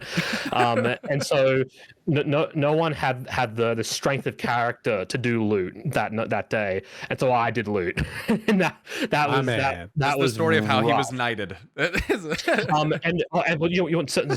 Not to jump subject too much, but in Vault, the first piece of loot, the so when we did the spreadsheet, we all clapped back in the same group chat. Streams run muted, like like we're doing loot. Everyone's excited to get the loot. The first piece of loot we go to assign, there was an error in the loot tracking, and so an item that wasn't existed had been assigned, and so everyone freaked the fuck out, like the mass panic when the first item that was being traded did not exist. Very, very grim. But doing loot that way, very scary. Glad that it seems like the splits is not quite as high stakes as it once was. It seems now like that they just have a dozen characters and just sort of like let God decide. Yeah. But yeah, so Sepulchre was particularly complicated because you had the ability, you had an immense amount of control to create loot through the personal loot system, but you had to build the correct rosters and you had to manage your resources and have enough splits and get helpers and all this sort of stuff. Thankfully, we had Cherry, who was she was like our community manager, who was really good at finding helpers and paying people and doing all that sort of stuff. But building the spreadsheets of managing all that was very, very scary. And again, because no one had done it before, there wasn't like, I couldn't just go to the previous tier, like to Sanctum, right, and get tier tokens out of there, because like that they didn't have all that the previous tier. But yeah, so what I learned from BDG, though, really, just to get back to that finally, it was the soft skills. Like I did not learn how to be a data analyst through it, but I did learn how to properly collaborate with players who were of that level. Because on the one hand, part of the reason why Halandris was such a nightmare was that when I wasn't sure how to help players that were that good. Right, like these guys were all like the best at what they could do. They're some of the best around. You just assume that they've got it figured out, and it's not that they don't have it figured out, but cognitively they are stretched so thin with managing the details of their role that they are in fact screaming for help internally. Even if they don't say it out loud, they are looking for support, and your job is to find ways to support them, even if they don't know what to ask of you. Because if it was easy, they'd just do it themselves, right? Yeah. And so it took a while for me to figure out how to talk to those guys and how to find a way to sort of insert myself into their own workflows without being obstructive, or without being condescending, or without being like a nuisance. Sort of like, so they sort of see me as an ally and not like as this sort of like annoying fly on their shoulder. Yeah, so the soft skills of like how you actually run a raid, how you collaborate with people, how to deal with like when morale is as low as it was on 500 Halandris pulls, how many pulls it was of Anduin, right? Mm-hmm. It was like, that was a gauntlet, that tier. Yeah, especially when you get to pull counts like that, it's wretched. Like when we did Tuma Sargeras, I rated in Harden the Paint. I think we were US 25th or something at the time. Yep. And I think Avatar, it was like 490 pulls. Kill Jaden was like 480 or 470 or something. And like, just, yeah, at those pull counts, man, it's like you just start to kind of like run on fumes. So I can only imagine like how beneficial it would be to just have someone on the back end who can find those little, avenues of improvement, just to kind of help take some of that load off. Yeah, one thing I'd sort of point out is that when it came to being an analyst and like in that space, like there's no mentoring sort of in that space, right? Like what it means to be an analyst is a very liquid thing, because Bubba graduated to Liquid and then was not involved in BDG again, right? And so it would be like I don't know, had I gone to Bubba and be like, hey bro, can I get like coaching on how to do this? I doubt he would have been like, yeah, sure, absolutely. But even if he was willing to do that, right, like it'd be kind of embarrassing to even ask, right? So right. So you sort of you have to figure it out for yourself, right? You have to figure out like what you can contribute to the group. And so my style of being an analyst, as I said, was like try to be more of like a people manager, try to ensure that like if issues existed, they were being floated rather than being buried, and so try and basically like ensure that like there was just good cohesion within the group, rather than being one of those guys who could sit down and be like, oh yeah, I've run the numbers and we can 3 heal this fight, right? That's some of the legendary analyst stuff that like the Liquid guys were doing. Unfortunately, we never got any moment quite like that. Like whenever we tried that, we sort of it sort of blew up in our faces, because I don't know if you paid that much attention, but in Amidrisil, right, we tried, was it 4 or 5 Evoke? I think it was 4 Evokers. Eric, one of our guys, he got like really into Evoker, right, and he sat down and he labbed out like a way to make 4 Evokers work on 4 Org Evokers work, which on paper looked really, really good.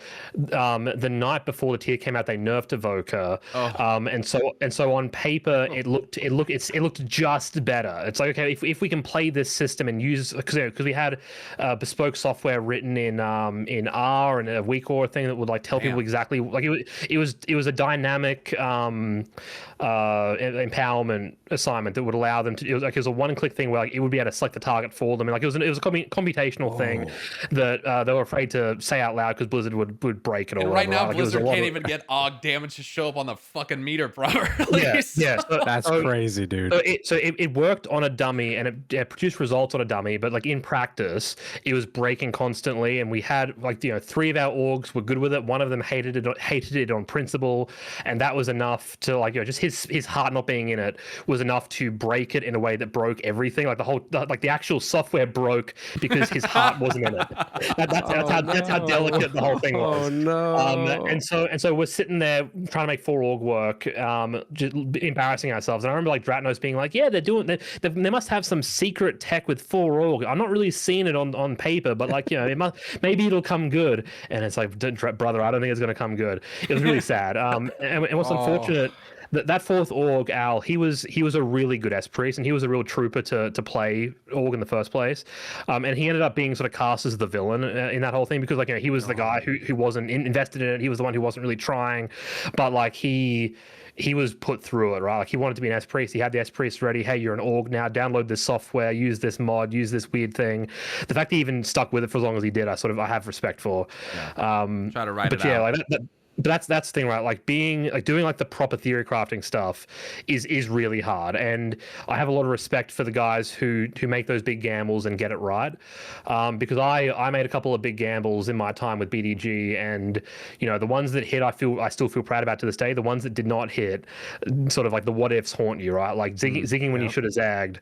It sticks with you because you're wasting so many man hours. If you say, hey, I think we 3 heal this, and it doesn't work, it's rough, right? People remember that stuff.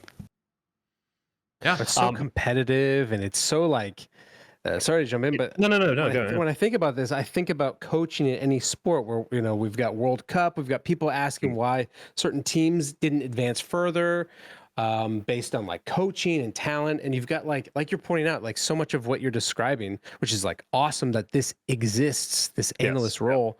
Like the fact that it exists in the first place is a testament to why WoW is cool. I mean, this is awesome. Yeah. But again, like I think what I think about during this discussion is that I constantly come back to the competitive element of any professional sport, and why this isn't an actual esport. Like it works so well for this. You've got coaching, you've got talent, you've got, like you said, these soft skills you have to actually think about. You can't just tell the guys the X and O's. You have to talk to you have to reach them where they are emotionally. You have to actually get to them. So it's hard to articulate like the because like doing Mythic Anduin, right? Like those guys are locked in for hours at a time, right? Like if they lose focus, like things just melt, right? So it's hard to articulate like the exact atmosphere of those raids, like internally. And there's for me, a lot of what drove me to work as hard as I did was the sense of obligation to them, right? Like those guys are in like Anduin prison, and you are the guy that's supposed to get them out, right? How meta? How meta is that? True. Yeah, true. Very true. Very freaking true. Because the jailers very much have them in jail. Yeah. Because like really like with how stretched those guys were, and this is true for like all the race warfare stuff, right? With how stretched they are, cognitively just doing the fights at the level that they're doing them on, they could pull the fight 1,000 times and not sort of like find a way out themselves. They need that external support to open those doors and solve those problems and see what other people are doing and like to lead them through it. Otherwise, they're just bashing their head against it until they like monkeys typing on a typewriter. They get through it on pure luck, right? Yeah. They solve it through attrition. It's just like coordinators in sports, or they quit. Yeah, or they just quit. They burn out. Yeah. Thankfully, I think I've experienced a couple of people quitting mid-tier. Like Al was an example, right, where he was burned out with the whole 4org thing. And again, I have a lot of sympathy for him in that. Hence why I feel okay sort of like saying his name on that, because he got done dirty. Yeah, a lot of the guys that they did, like I can say that very few of them ever actually gave up, no matter how ugly things went. Even when like. Yeah, even when we were like having the hard conversation of like, hey, like, Choice is trying his best, but like, we're having a hard time right now, bros. None of those guys who were upset threw in the towel. They stuck through it. That's cool. and saw the tier out. So huge respect to them for that. But yeah, like BDG are really very transformative from the soft skills side of things, and that's ultimately sort of what set the table for the WoW video was having gone through that, and then like on a whim going through some of the WoW scholar stuff, and like I saw a PhD called Leet Noobs, and I'm like, oh, this will be so fun. This will be so, it's a PhD based on Molten Core. This will be silly. This will be a fun read. This is how quaint, how novel. Then like I started reading through it, and this guy was like describing beat for beat what I'd just gone through in Sepulchre, right? Like his guild in 2004 was going through the same stuff I'd just gone through in Sepulchre, and it's like, hey, hang on, like what else do these nerds have to say about World of Warcraft, right? And that's what led to me finding all this scholarship around World of Warcraft, and gave me like a huge appreciation for game studies almost as a field, single-handedly. Yeah. No, I mean that actually leads me to my next question, if you don't mind, Pyro. Please. That is like something that a lot of people who've watched the video don't realize, that you wrote that script and then Dan adapted it for screen. I guess I could just say that for.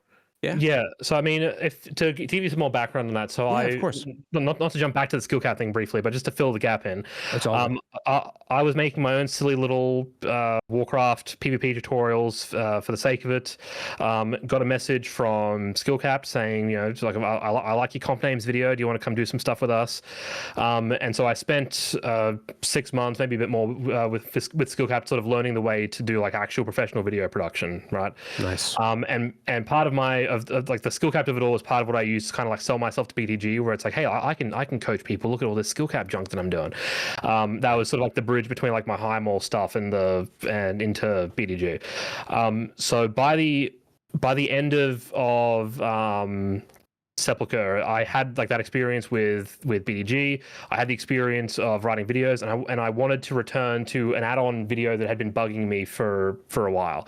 I sat down to write like an add-on guide that I wanted to be a little bit more about like add-ons as a concept in PvP. And I ran in headfirst into this contradiction of the way that PvP is talk about add-ons, because on the one hand they're add-on minimalists, right? Like it's stuff like Gladiator Losa is you're mocked for using too many add-ons. Like the starship, the spaceship UI is an element of mockery. But on the other hand, stuff like Gladius is so popular as to go without saying, right? Like no one has any issue with Gladius. Right. And Gladius was actually like a meta-defining thing, right? So like BlizzCon would always play out differently to the ladder due to the absence of Gladius showing diminishing returns. RMP would be consistently one of the best comps on the ladder. You'd never see an RMP win BlizzCon, because the lack of DRs made the comps much harder to play, and so your Warlocks and your Warriors would compensate and fill that void. So I was running into this idea of like, hang on, so add-ons are bad, but they're also good, but they're also like a foundational. Also, I kept running into like this contradiction of like what are they in the PvP space? Are they like, what are they? And so it wasn't until I had the Sepulchre experience, saw a lot of the similar like top level phenomenon, right? Where like weak auras now, if you're in a race to world first guild and you want to do a kick rotation, you float that idea with the weak aura to accommodate it, right? You already have the kicks assigned. You don't just say, oh yeah, we'll do a kick rotation and then I'll figure it out on the fly, because like it goes to like the cognitive nature of it and the efficient use of resources. You assign the kicks every single time. You assign the cooldowns. You use these tools that are available. Something I need to be better at doing. Yeah, so you don't ask people to YOLO anything. And so in that way, like weak auras became like fundamental to the process, in a way very similar to Gladius. So I was seeing similar concepts, and so once I saw the Mark Chen thesis, it all like I had like the Sherlock moment. It all came together, and so nice. I started writing this script that was tying it all together and adapting all this work, and very quickly I was like, fuck, this is too good for my channel. Like no offense to the 2,000 subscribers that I have, but this is above you people. You guys aren't going to appreciate this. And so I finished the outline and then just put it in a desk drawer for like 6 months. And went back to writing my silly little skill cap tier lists, right? And just sort of let it sit there. And so Dan and I were friends prior to this. He knew that I was doing my own stuff. I was getting more involved with his writing. Like I did an editing pass on Line Goes Up, mainly telling him that certain stuff sucked. I didn't really, like, it wasn't like a proper editing pass, but it was just kind of like, hey, please cut this section. This is too much. But yeah, a bit more involved in the Mickelson twins video. I've got a writing credit on that. And around that time, Dan was like, "Hey, do you want to try something together?" And it's like, "Sure." And so we sat down to discuss an idea, and I was like, "Hey, I've got this script sort of just sitting here. Do you want to have a look at it?" Ran through the outline, and he was like, "Yeah, sure. Let's just make this." So yeah, so I just sort of threw that at him. He was like, "Yeah, okay, cool." I spent about a month like sort of fleshing it out, finishing it.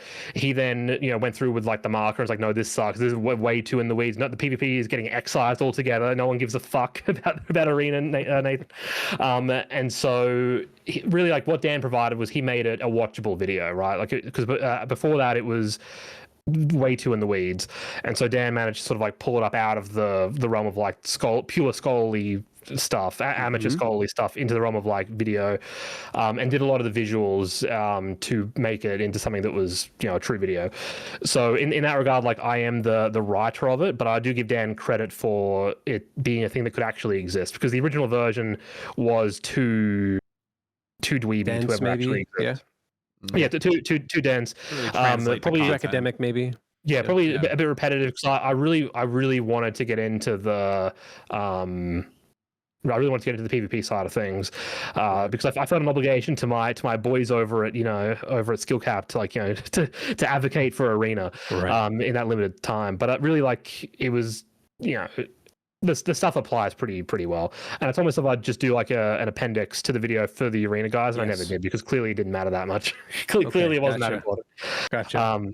Yeah, that's where the video came from. Sorry, I'm getting off track of this. No, but I mean, but that leads into exactly what we're going to talk about, which is that a lot of people didn't know that about the video, even though your name is right there. You're in the video, but not a lot of people actually know that.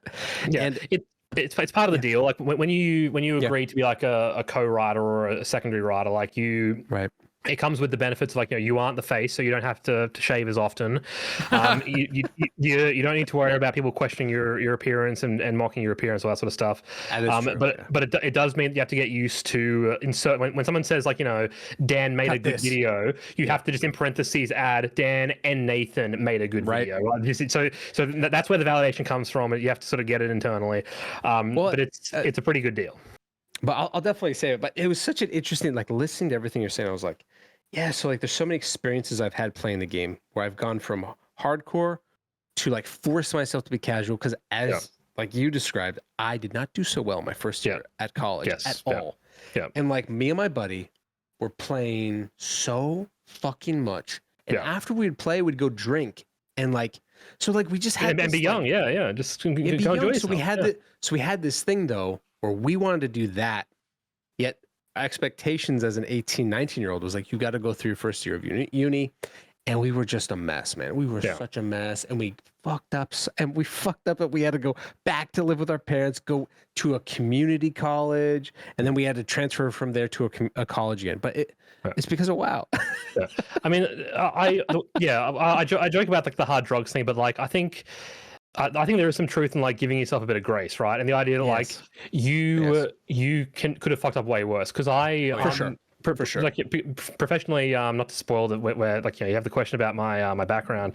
I'm trained to be a lawyer, and so I did my I did my legal placement a year ago, and so I'm eyeing criminal law, and you meet some like proper fuck ups, right? Yeah. And so having met some of those guys, and having seen some of the charge sheets that like actual children are getting nowadays, like you can do a lot worse than playing a bit too much WoW, drinking a bit too much, and flunking a year of uni, right? Like that. All told, if the worst that you sort of come out of your early adolescence with is a bad GPA, and a college debt that you sort of like, that was a wasted, 20 grand. $2,000 down the toilet. Exactly. Two grand down the toilet. Yeah, mine's quite a bit higher than that. Well, I got more, so don't worry. I kept going to school. Yeah. That you could be a lot. You could be a lot worse. So give yourself a little bit of grace. You had fun. So I think the worst thing you can do is regret it. At this point, you may as well enjoy it, and look back at it with some pleasure. No, it's true, and my buddy and I talk about, we still talk about it all the time, that was us trying to be like, we were in the best guild in the server. We were just cracking into not ICC. This is way back. So this would have been Nax in vanilla, and the raid. So this team was disgusting.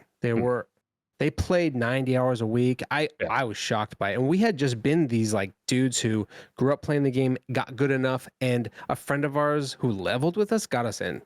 Yeah. So we just got in that way. And there's a degree of social, like there's some amount of pressure. Like you join a guild that plays 90 hours a week, that's the expectation, that's the standard. So so not only does it validate doing that, but also puts a little bit of pressure on you to do it. Like it does. You aren't playing enough. Like you don't have all the raid buff. You still haven't gotten that one item from fucking Skolo yet? What do you mean? And a big thing they pushed was farming at all times. So how it is with Mythic Plus right now. Like when I see people not logging to do Mythic Plus at all between raid days at all, I'm like, dude, guys. Like, I had that little segment with the trinket in the video that I got a literal death threat over. Like, that's insane. I'm sorry, that's crazy, dude. Well, it's of course. A lowercase d death threat. Like obviously, nothing came of it, but like one of the good members was not. Yeah, one of the good members was not happy about that segment. We can talk about that a little bit more once we actually hit. No, of course. Again. So we're and I am recording. Yes. We're all good. We're recording it. Welcome it's all good. Before I stepped away, I turned it on. So all the shit talking you did about me when I was gone, I got all that. Don't worry. This fucking guy. You suck, dude. I just can't believe everyone that I. All that personal stuff that I'll just shared. Yeah. Well, here's the thing though, is like in that script though, one thing that you mentioned, you said your background is in law and everything. I'm gonna move a couple questions around. What I noticed was that like it was very academic. You pointed that out. Mark Chen, I've read his work. He's awesome. Yep. I'm sad that he didn't continue, but I actually talked to him because I'm working on a project, right? And so I'm working on an academic project, and I talked to him, and he was like, "Yeah, I'm just not doing it anymore, and I wish I could contribute." But I was like, "Dude, like one of like your book and your PhD really solidified this." But so many other people have written about Warcraft through game studies, but it's starting to really dip because that generation's gone, and the other generation doesn't take this game seriously at all. Yeah. So there was this huge there's this huge academic conference in Ireland, in Maynooth, Ireland, called DIGRA, and DIGRA is like for digital humanities. It's for game studies and everything. And there were so many people there asking about WoW, but they were 35 plus. And the whole thing was like nostalgia based, not about systems, not about narrative, not about meta criticism or whatever. They were all about like nostalgia. And it's funny because it kind of brought me back to this question of like, who was the audience for your script? Because was it like the old heads? Was it the academics? Was it the hardcore players? Who was it? Yeah, I think part of what I think makes it work is that I did not have like an agenda behind the video, right? There was no message I wanted to put out into the world in relation to like, hey, you know, please watch video guides before you sign up to Mythic Plus, right? Like that wasn't the message, right? That's certainly something that you can take from it, but like there was no specific message.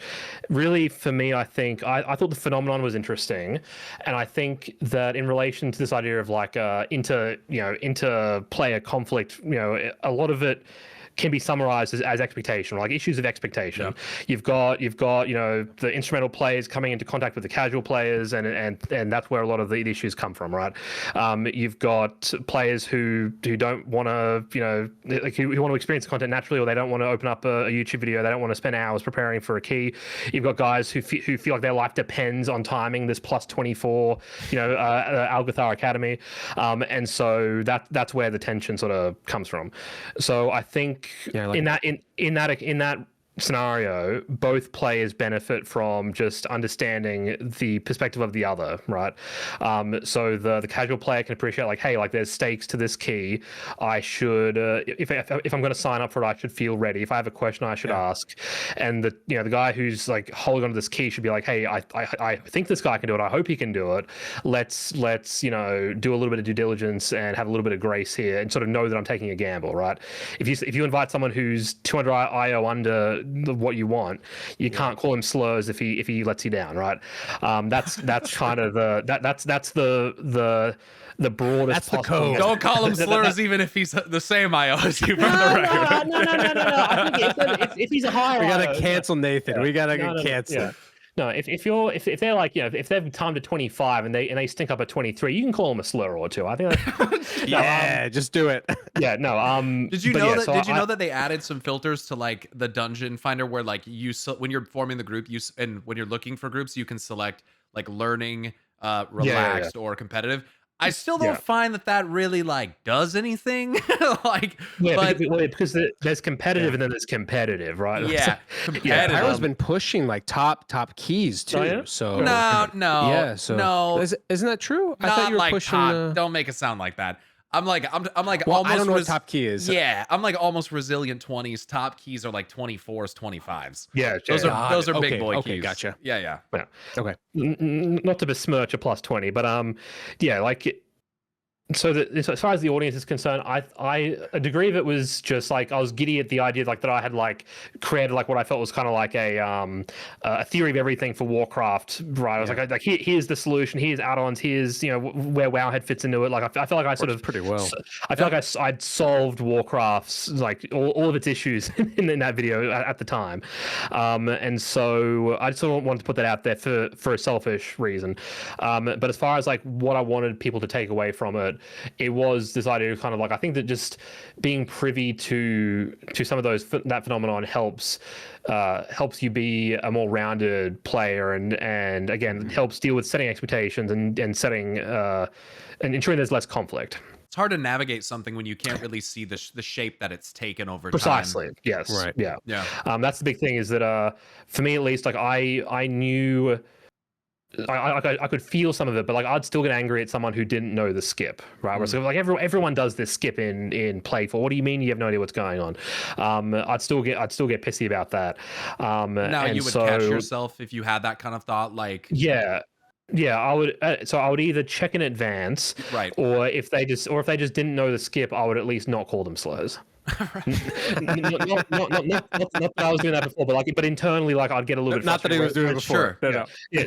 So now I go from like being offended on some level to being just kind of like roll my eyes, like, of course, like, you know, right. I can have nothing in this world. Yeah. I'm just stuck. This is just my life now. I'm now doing this trash. Yeah. That hopefully that answers the question on that. It does, yeah. And it brings me back to that thing that we were just discussing. Like the actual script itself is, I mean, I'm gonna glaze you for a second. It was super clever. It's engaging. Very good. It's persuasive. It's like the structural nature of it is really like it is strong.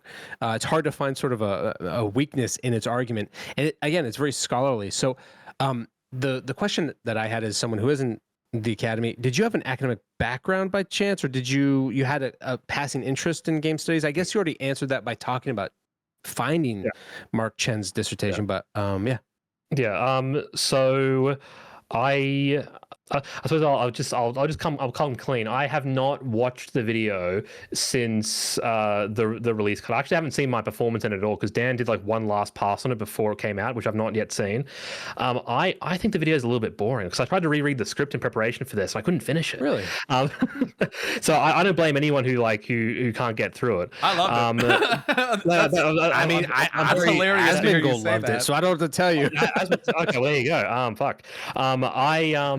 I'm very glad to hear that Asmongold liked it because he only likes the best stuff nowadays. There it is, dude. So there it is, dude. A man of class, that one. A man of culture. A man of the culture. He's really got his finger on the pulse of culture. I do not have a proper scholarly background. God damn it. Get ourselves in trouble. No. So essentially, I had just come off coming back to university after a prolonged absence, and I was doing legal philosophy, and that unit kicked my ass the first 2 times around. So I sat down and was like, okay, I need to properly lock in because first time around it just went completely over my head. I could not do the philosophical stuff at all. So I locked myself in this room and went through the textbooks, plural, because the guy prescribed multiple. I went through the textbooks as many times as it took for it to make sense, and then I sealed the deal by going into doing actual proper independent research, right? So I sealed it by going into the digital library and actually like reading articles. Perfect. and so I came out of it understanding HLA hard, right? And so for my final essay, I was like, you know what, fuck it, let's do this on Mythic, let's do Foucault. As the final Michel Foucault, as everyone does. So I spent like 2 weeks in the Foucault gulag, came out, third eye opened, speaking French, the whole deal. Yep. Shaved my head. That's what happens. And so when it like that's that revelation of like, hey, like I wonder what the scholars have to say about Warcraft. That was born of like that revelation of like, hey, like scholarly work. Like I felt for the first time like the value of what you guys do. I saw the return. Like the thing I wrote on Foucault, I'm more proud of that than half the scripts that I've wrote. Nice. So like so that's what led me to look at the scholarship in the first place. And so when I saw what Mark Chen had done and what Renee Glass had done, all that writing. Taylor, Taylor, big one. She was one of the original, I think. It was one of the earlier ones writing for Lineage 2, I believe, was one of the big ones she wrote. Right. I was sort of already in that headspace to write something academic. So awesome.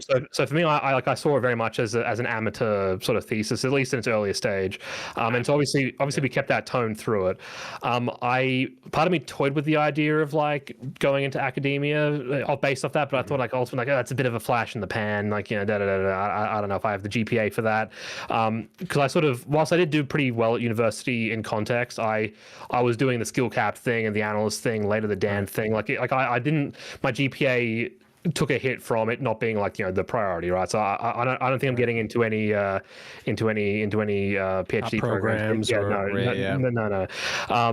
But certainly it felt good to write that. Also very, not to glaze myself, but as part of going back and writing like the LinkedIn page to try to find a job, right? I'm like, oh yeah, this video is legit. I wrote this video that has all these citations. So I went looking for citations. Actually has gotten a few citations, very few of them in English.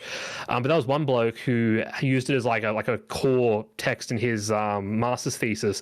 So he spent like a full page defending it, being like, I know it looks like it's a bunch of bullshit, but it's actually, if you stick with it and ignore the swearing and all that sort of stuff, it's actually a pretty legitimate piece of academic work. That's a classic grad student move. Like, hey, this YouTube video I saw, like, it matters, right? It's not.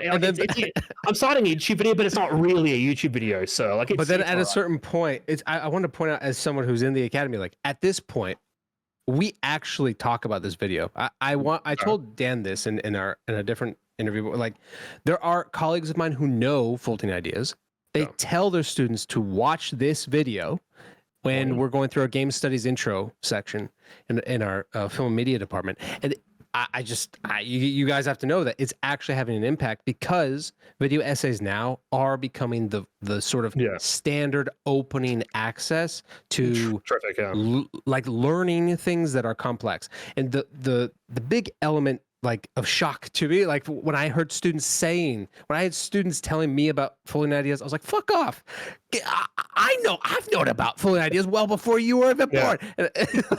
But it also made me think, this is so cool, because we're now hitting this point where the age groups are sort of like, where the digital natives are also with millennials, and we're like, oh, that's so cool. Like, we're actually together. So it would make something like this, like a colleague of mine who's 42, he was like, oh yeah, that's a great video. I showed it to my students. And I was like, dude, that's crazy. We're actually talking about this project. So the fact that it came out of like an actual scholarly curiosity is why it's so strong. So glazing over, but for those who are actually interested in like pursuing this like approach to scholarship, it's open, because no one right now really is doing work on Warcraft, and that is one of the examples that we try to show people how to do it. So yeah, so there's a lot there. The Warcraft scholarship is interesting because clearly, like, even though it took a couple of years to come out, Mark Chen's thesis was written during like the MC era, right, when the game was new and fresh, and so a lot of that stuff was born of just like how new Warcraft felt at the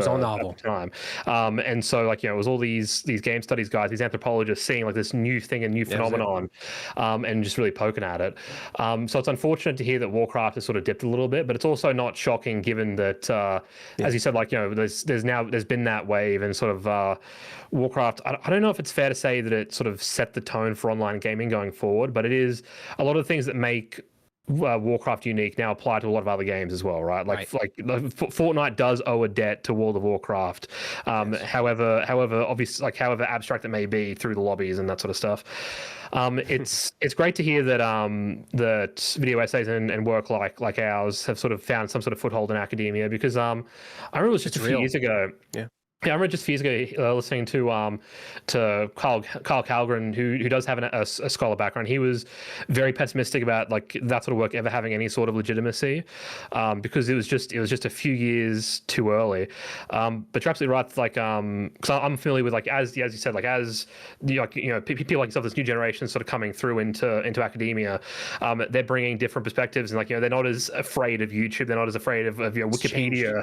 And so like, there's that new generation that's like, hey, like, as you said, like, there's a niche where this belongs. Like, it's not, your research on game studies should not begin and end with this YouTube video, but as an opening act, as you said, as a foothold, I can definitely see the value of stuff like what we produce there. So that's really exciting to hear that that's how it's being used in actual classrooms. It's a real honor. The cool thing too is, like, at this point, video essays are actually becoming like taught. So we have a video essay course that's being taught, and folding ideas is added, and we also have tons of different groups of like different language. We've got a French YouTuber does stuff. We've got a Spanish one. So it's cool that, like, overall, it's just this attempt at bringing digital argumentation and I'd say education, but it's also like it is education, but entertainment together, so that you have first year, second year saying, oh. So you can think critically about this, because you got to meet people where they're at, right? Like, if academia wants to stay relevant in, like, in the era of TikTok and all that sort of stuff, digging your head in the sand and being like, oh yeah, read this textbook. Read Foucault. Go read the translation of Foucault from like the primary source. That's you're gonna lose a lot of people there that you can otherwise reach through, as you said, like, using more modern media, even if it just gets them started by giving them some sort of opening salvo. And it's cool because, like, I've seen, and they've been recommended to me, videos from creators, someone who is an anthropologist, basically making a video like anthropologist explores like Eversong Woods, right? And then just kind of them going through and giving all their more like academic perspective on it is really cool. And to me, it's like strikes me as something that's like new. Whereas you talked about like how it used to be a lot more prevalent when World of Warcraft was like up and coming in this kind of like new explosion of this new phenomenon that was occurring. So it's really cool to be able to see that. It was huge And what I do is nowhere near I wouldn't even put it. I wouldn't say it's academic by any means, but seeing the academia side of lore things. speculation's interesting. Yeah. So I wouldn't worry about that. Yeah. It's just it's to see like the more like academic side of it inspires me to like take more of an approach like that. But yeah, I think it's really cool to see personally. It validates the thoughts, right? Like it says like, hey, like this isn't just, you know, it's not me overthinking this. There's some amount of merit to it. Right? Da, da, da, da. Yeah, I've been told that quite a lot. Yeah. No, but and just to, I want to cap this off. The nice thing about it too is it's because it will bring together questions of digital economy. It brings together questions of distribution, audience, reception, all that stuff into one area. And then I think the thing that I've really enjoyed seeing is that this video, for example, will then say like, it's not a value judgment. This is how this thing is. We'll see if it changes or not. And the early stage of like Warcraft scholarship was from 2004 to 2008. After that, you couldn't find a textbook. It was all just like essays here and there, maybe things about very niche elements. I think last book was 2011, which very good. Yeah. Last big one, but basically 2004, 2011 max. No. And again, like the thing is like for me, what I notice is there's a humanities turn now, which is very rare for. It usually goes the other way, where the humanity, like someone's going to say, I'm going to write an essay about the narrative of Warcraft. And then someone will come back and say, well, let's talk about the code. Let's talk about social engineering and relationships. But it's now taking this like humanities turn. And that's usually what does happen when we need to reinvent the wheel often. So right now, that's the only thing I'm seeing. It's sort of the direction that I've taken with my approach, which is like you have to obviously meet where the students are, and right now they're consuming Warcraft or other franchises amongst other things, and it's not that monoculture that it used to be. So you have to just kind of get them right at that moment, whether it's competitive play or whether it's casual play. It's very interesting, but that's just me pontificating. So I'll move on to my last question here on the script. So what sort of addendum or update do you think you could give the original script, if and any type? Because we toyed with the idea of doing an appendix based around like the Addon apocalypse, right? But I hesitated on it because I could tell that it was going to be like hater shit, right? Like I was because I wasn't on board with the Addon change. There wasn't that same that same sort of like a judgment-free element to it. Like there was some judgment in it, right? Some sort of value judgment. And so I hesitated on that. I think if I could edit the script, not to change your question, but if I could edit the script, that's fine. My first big sort of like regret from writing with Dan was the segment where I sort of go to bat for Moist Rainbow and the Trinket. The fact that I name the guild, and also like the Team Supreme stuff was a bit mean, and that was born of me trying to make the video more entertaining by pouring just like cheap drama on there, right? Like, oh yeah, people will like spilling the tea. They'll like this sort of stuff. And so to hold their attention, I'll tell a story where these guys make fools of themselves, right? So I feel guilty about not just filing off the names through that segment. And so because I had a couple of them reach out to me, they weren't very happy about that.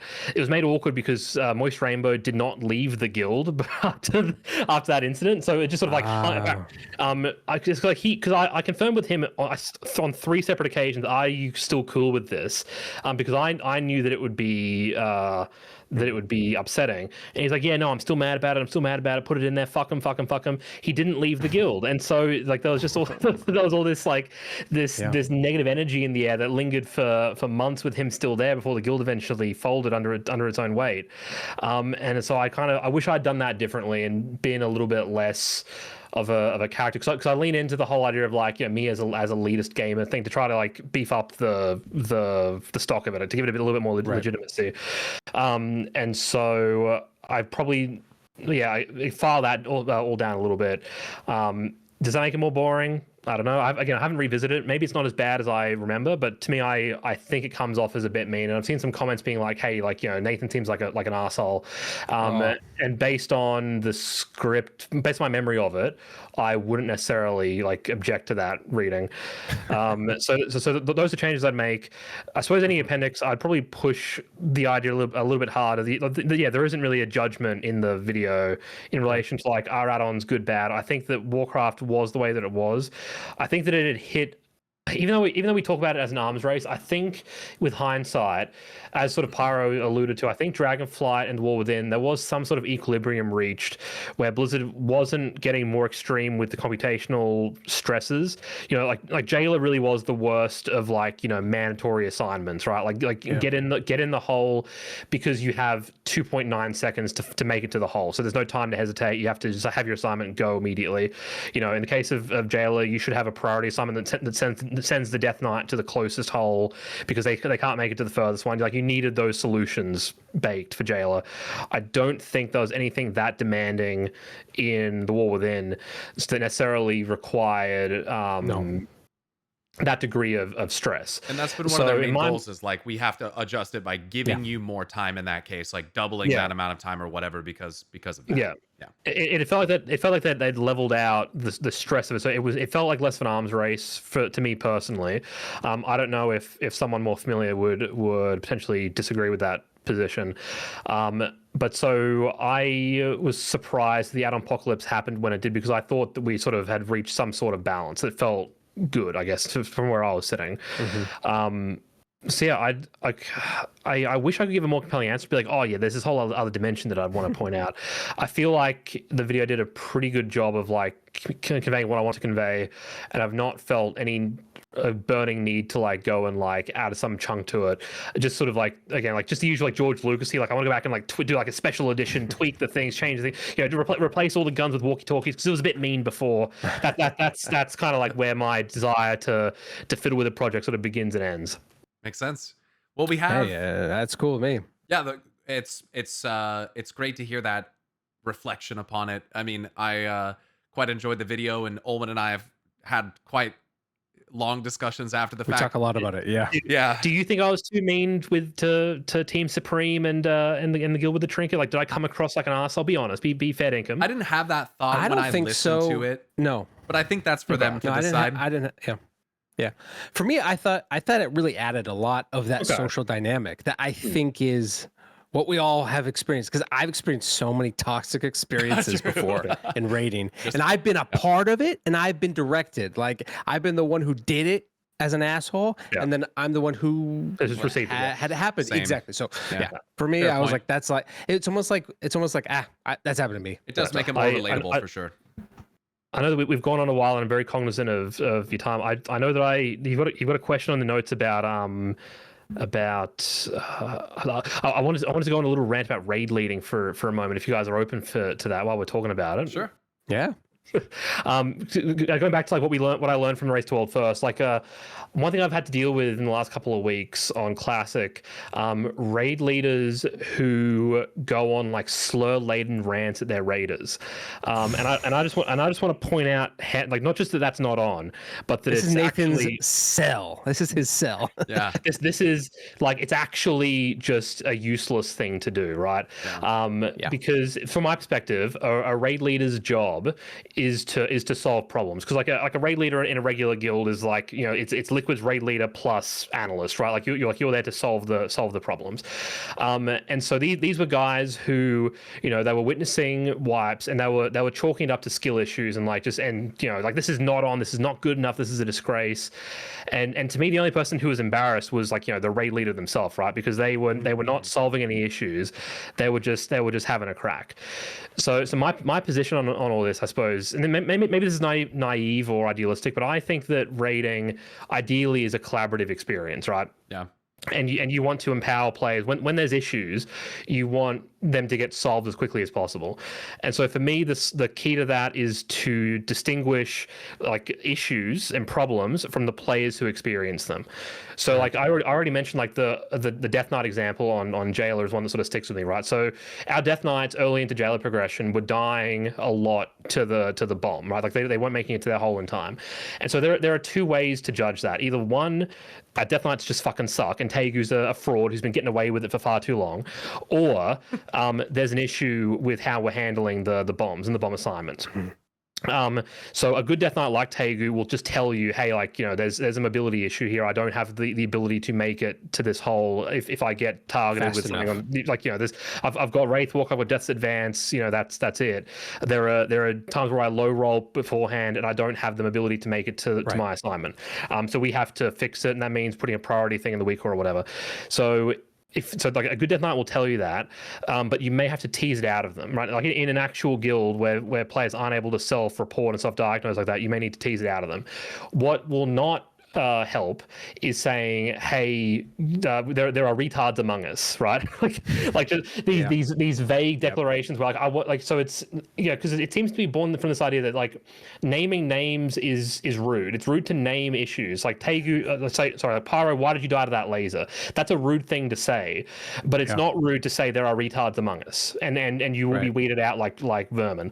That's not rude to say, because as long as you don't name someone, and that's what happened. Like vague posting, right? It's just kind of like, we know who you're talking about. And in the case of like subtweeting, yes. And in the case of both these guilds, because both of them, like we were in heroic Shah of Pride prison, right? Like both guilds ended up stuck on the same point, and both of them reacted the same way, which is to not ask why aren't players on their marks, why aren't they there? It was just to be like, you know, this isn't good enough, sort it out. So I just want to say, like, you know, if you're a raider and your raid leader is yelling at you, call them bad at their job. Like, you know, like, because if you're a raid leader and you're saying something that isn't solving a problem and isn't good banter, it probably doesn't have any utility. There's no reason for it to be there. So please don't swear at your raiders. Please don't tolerate being swore at. As someone who was paid to solve problems in raids, it doesn't do anything. Telling players that it's a skill issue when you don't know what the issue is destructive and bad, and that's how you end up with 100 pulls on Shah of Pride heroic on MoP Classic. You know, that's very good advice. I mean, that's amazing advice. Yeah, thank you. I used to be a little shithead when I'd raid lead, just fucking. Same, yeah. Like, and that's the thing is, like, these guys are 40-year-olds talking to 35-year-olds in the same way. Like, like I as a 13-year-old was like, oh yeah, like you raid lead by having a loud voice and going, yeah, fucking sort it out. I was like good enough. 19 doing the same thing to like 25-year-olds, and so for them it was extra fucking annoying. Oh my god! And now I'm a raid leader now, and the dynamic is totally different because I mean, just like what you said, it's completely counterproductive. It's not going to make anyone play any better. It's going to make you look like an asshole. If it is in fact like a, you know, it's not good enough angle, if there's someone there who just isn't putting the effort in, like, this goes back to like an expectations issue, right? So like they have a different expectation of what their Sunday night is to you, and that's a very different conversation that can be resolved privately. I was just going to say that's a private conversation. Yeah. You know, if they're a player who's not playing well enough, but they want to, like, there are solutions to that, and that's a private conversation. That's a private solution. Like yelling vaguely at unnamed people who everyone knows who you're actually talking, like that doesn't. So it's that's coward shit. I can't stand that. That's very cowardly. Gotcha. That right there. That is great advice. Yeah, and it's great commentary. It's easier said than done. Like the ability to straight up be like, hey, Pyro, why'd you die there? And have Pyro feel right to say like, hey, like, you know, it's a go again angle. Don't worry about it. That takes a bit of work to set up that culture. But if you do it right, it feels good for all involved. It feels collaborative and it feels sort of trusting. Like if players feel okay to say out loud, yeah, I just fucked up there, without fear of judgment or consequence, like that's a good raid environment. That makes me feel good. That's what our raid is like. Sure. I feel like at this point. Yeah, and that's what you want. You want raiders to feel comfortable to just say, "Hey, go again." Yeah, I'll be right. Or, you know, you ask like, "Hey, like someone's died 3 times." You say like, "Yeah, do you have a problem?" And they say, "Don't worry, I figured it out." Okay, great, go. Take them at their word. You know, if there's still an issue, broach it in whatever way feels good. But Yeah, so the slow laden rants they're deeply embarrassing for the raid leader and no one else. I don't know why those guys would turn up to raid feeling for those guilds. I don't know what the hell they see in it. I think there can be a weird power dynamic there too, where like the people are afraid or intimidated by the raid leader. They don't want to advocate for themselves or speak up, and that's the culture. Completely unfair. Yeah, you instill a culture where they keep their mouth shut. So that was one, like, because the guy tried to pivot where he's like, hey, if you have any questions, speak. This is after calling them all retards. Sorry that I'm using the I don't. I suppose to be self-censoring, but like I want to capture the energy that he's bringing. I'm trying to capture the energy he's bringing to the space. After swearing at all his guys, he's like, if you have any questions, just speak up. And then someone says, yeah, what's the prison do? Then like he blew up at them and he's like, what do you mean you don't know what the prison do? It's fucking when the players will get selected and your job is to stand on Diamond, B assignment, open up Discord, look at the fucking spreadsheet, your name's on the damn. I'm spitting while doing the bloody impression. I mean, very accurate impression. He probably was. Yeah. So that guy's gonna keep his mouth shut next time. Like, is it any wonder it took him 30 pulls to ask what his role was? Don't. That's great advice. Don't do that. And I think as adults, there's just a degree of respect that you expect to have when you're like this fucking game. It's a fucking game, dude. Because like part of the appeal of the Race to WoD first stuff is how satisfying it is to work with people who are experts at their craft, right? Like who are literally professionals. Like because you get that sense of collaboration, you get that sense of when it's working and you're a well-oiled machine, it feels amazing. And that's what gets people to sign up. It's not the ego, it's not the loot. Fucking it's the vibe. The vibe, it's the community. That's why I love watching Max do 21st Man raiding and why I was so excited to see it introduced, because I tried to convince my guild back in Warlords. I was like, we should try this. There's someone who's willing to do it, and they're like, that's fucking stupid. No one's ever going to do that. Literally, the next expansion, 21st Man raiding is happening. That's crazy. And we toyed with it in Siege of Orgrimmar because we had those are a comping issue where we had to bench our raid leader. Very rare that you would do that sort of thing, but it was spoils. It was World 4 thing. It's where we finished for that. So we benched our raid leader, and we dabbled with no stream 11th man raid leader where he's just like reading the runes, making call. It wasn't very useful, but we experimented with it. But 21st man, obviously big development. Obviously, I think we talked about it a bit in the video. Is the ability to offload that, having a god who's got a hand on your shoulder at all times. But anyway, we should probably keep this moving, right? Because we're at 2 hours. Rapid fire some questions at you here. And yes, I was gonna ask about Shadowlands. We're gonna omit that one for now. Maybe Shadowlands get its own episode. Who knows? Yes, but Dan said he also wanted to talk about it. So let's do a Shadowlands retrospective with both of you guys. That would be sick. Oh, why not? That would be amazing. Because he adamantly said, he's like, I have ideas, I want to talk about it, and I was going to make a video about it. I said, okay, well, let's bring Nathan in. So then we got Nathan, Pyro, Dan, let's do that. Yeah, I'm totally down. So quick question: did you watch any of the Race to World first for Midnight for the current year? I'll be honest. I poked at it a couple of times, but nothing meaningful. I have nothing to say about the Race to World first. Because really I know it sounds bad, but for me, it's been tremendously freeing to not have the professional obligation to follow all of this stuff, right? Sure. Because I was stretched very thin. You were in it. I was stretched very thin doing I was doing skill capped, I was doing uni, I was doing Dan, which was that's the financial side stuff. I was mentally stretched so fucking thin that just the ability to be you know what, I don't need the Race World first in my head, so I'm just gonna let it pass me by like a ship in the night. That was relieving. But no, as I understand it, another tight race. As I understand it was crazy good. Dude, it was so it was good. Sick. It's the best race. I hate to say this to you, bro, but it was the best race I've ever seen. That's very exciting. It was to hear. Crazy. It's good to hear that the race is still going strong after all these years. Because I thought once FTX went under, I thought it was over. I thought the crypto, I thought the crypto money going was going to ruin it. Yeah. So. No, but honestly, it was so cool because during one of our episodes, maybe episode 3, something like that. I think it was 3. In the middle of it, Pyro in the middle of the episode, on his other screen, Pyro is literally calling, like he's casting the end of the raid. That's like, pretty good. As they are getting to the 20%, 10%, it was so cool. It was such a, it was very exciting. It was cool. It was a back and forth. You know, one's close to killing it. They go to bed. Next day they wake up. It's so fucking close. Yeah. They don't kill it. They go to bed. It was awesome back and forth. Allura is insane. Pyro was hooked, dude. Dude, I was so into it. He was. I would get up 7 a.m. in Europe and I'd be like, "Yo, dude, what's?" Oh wait, he's up. He's still up. Yeah. Dude, one night I literally watched it till 5 in the morning. It was fucking because I thought Liquid would kill it. And it's crazy. I know this is by no means an original insight, but I was one of those guys who like when everyone was slandering the difficulty of the first 2 instances where it's like, oh, like, yeah, this tier was a piece, but I was also like, yeah, like, you know, Mythic Laura will be the hardest fight ever. Like they're going to this will be a retaliatory. It was crazy. It was insane, dude. and it's still insane even after a bunch of nerfs. I have to ask you. We're gonna skip a couple questions here, but I have to ask you this one's good. This one's good. How do you feel about the shift in identity of demonology over the years, specifically with things like metamorphosis? And will you sign my petition to delete demon hunters from the game and bring back metamorphosis for demo lock? Yeah. Okay. So this starting this conversation 2 hours in was a bold decision. So MoP bonus episode for patrons. Yeah. Honestly, if you do in fact just want to leave, man, we can just Pyro and I can continue this into the see you guys.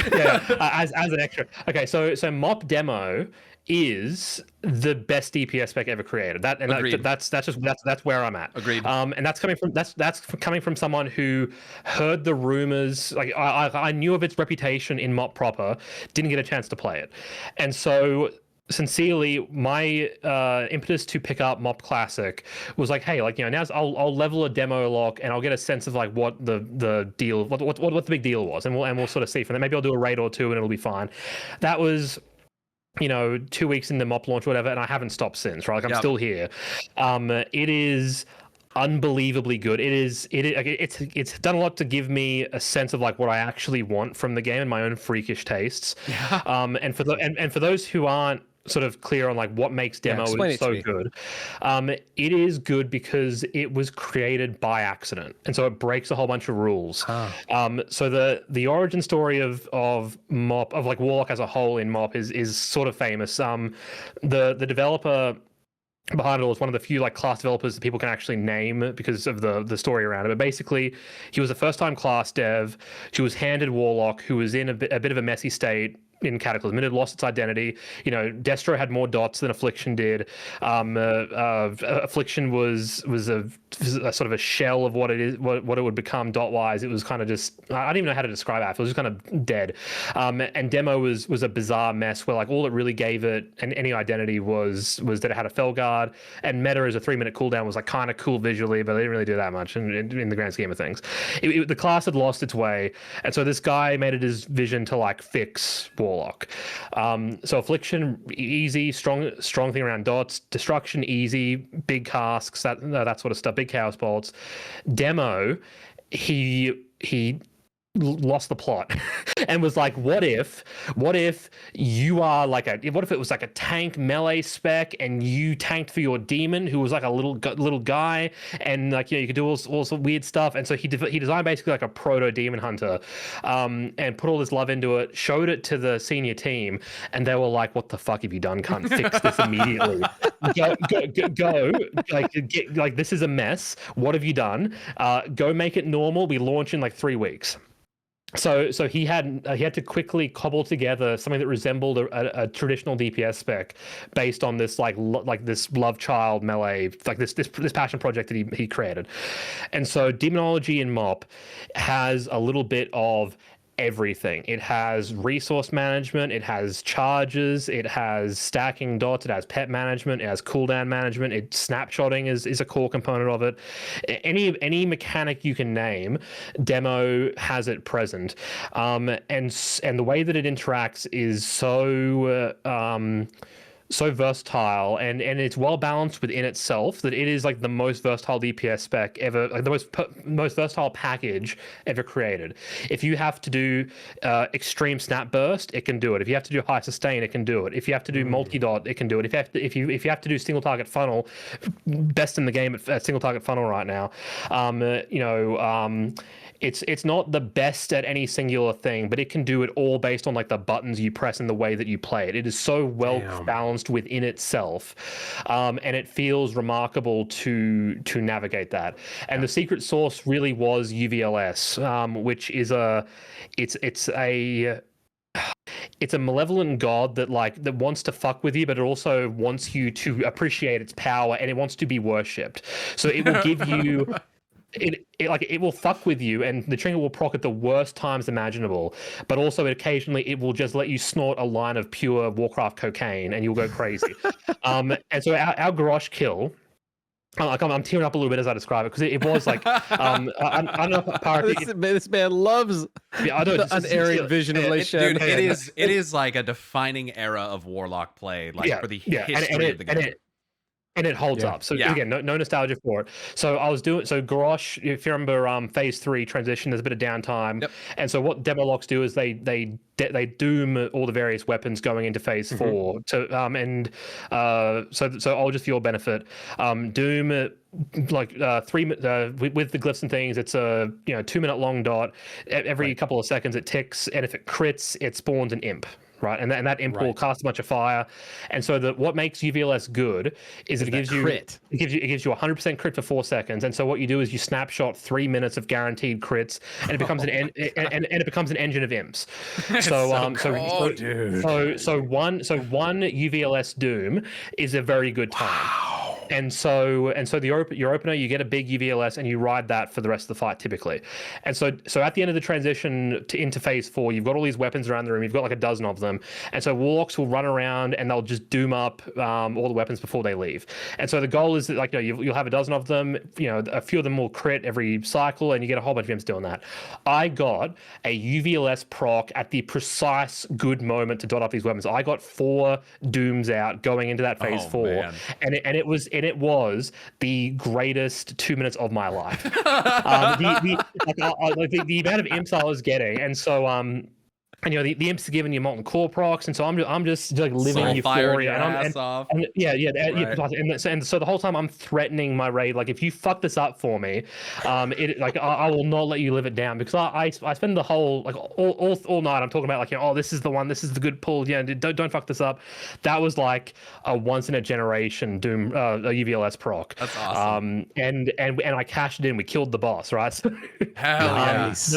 And UVLS is RPPM, right? It's not like an ICD. Yes, precisely. So you have no fucking idea what it's going to proc. Because that's insane. Yeah, so it's because Blizzard fucking didn't want demo to be joyous. They nerfed its proc in Classic. Yeah. Not so much as to ruin it, but it's like a 0.46 proc every minute. So to get a proc at that exact moment was 6.2 or something. Yeah. Yeah, was very very special. Demo is intricate enough that you can't really put it down on like a traditional guide, you can't give it like a proper rotation. The Wowhead guide. Yeah, the WoW really molds to the player. That's cool. Yeah.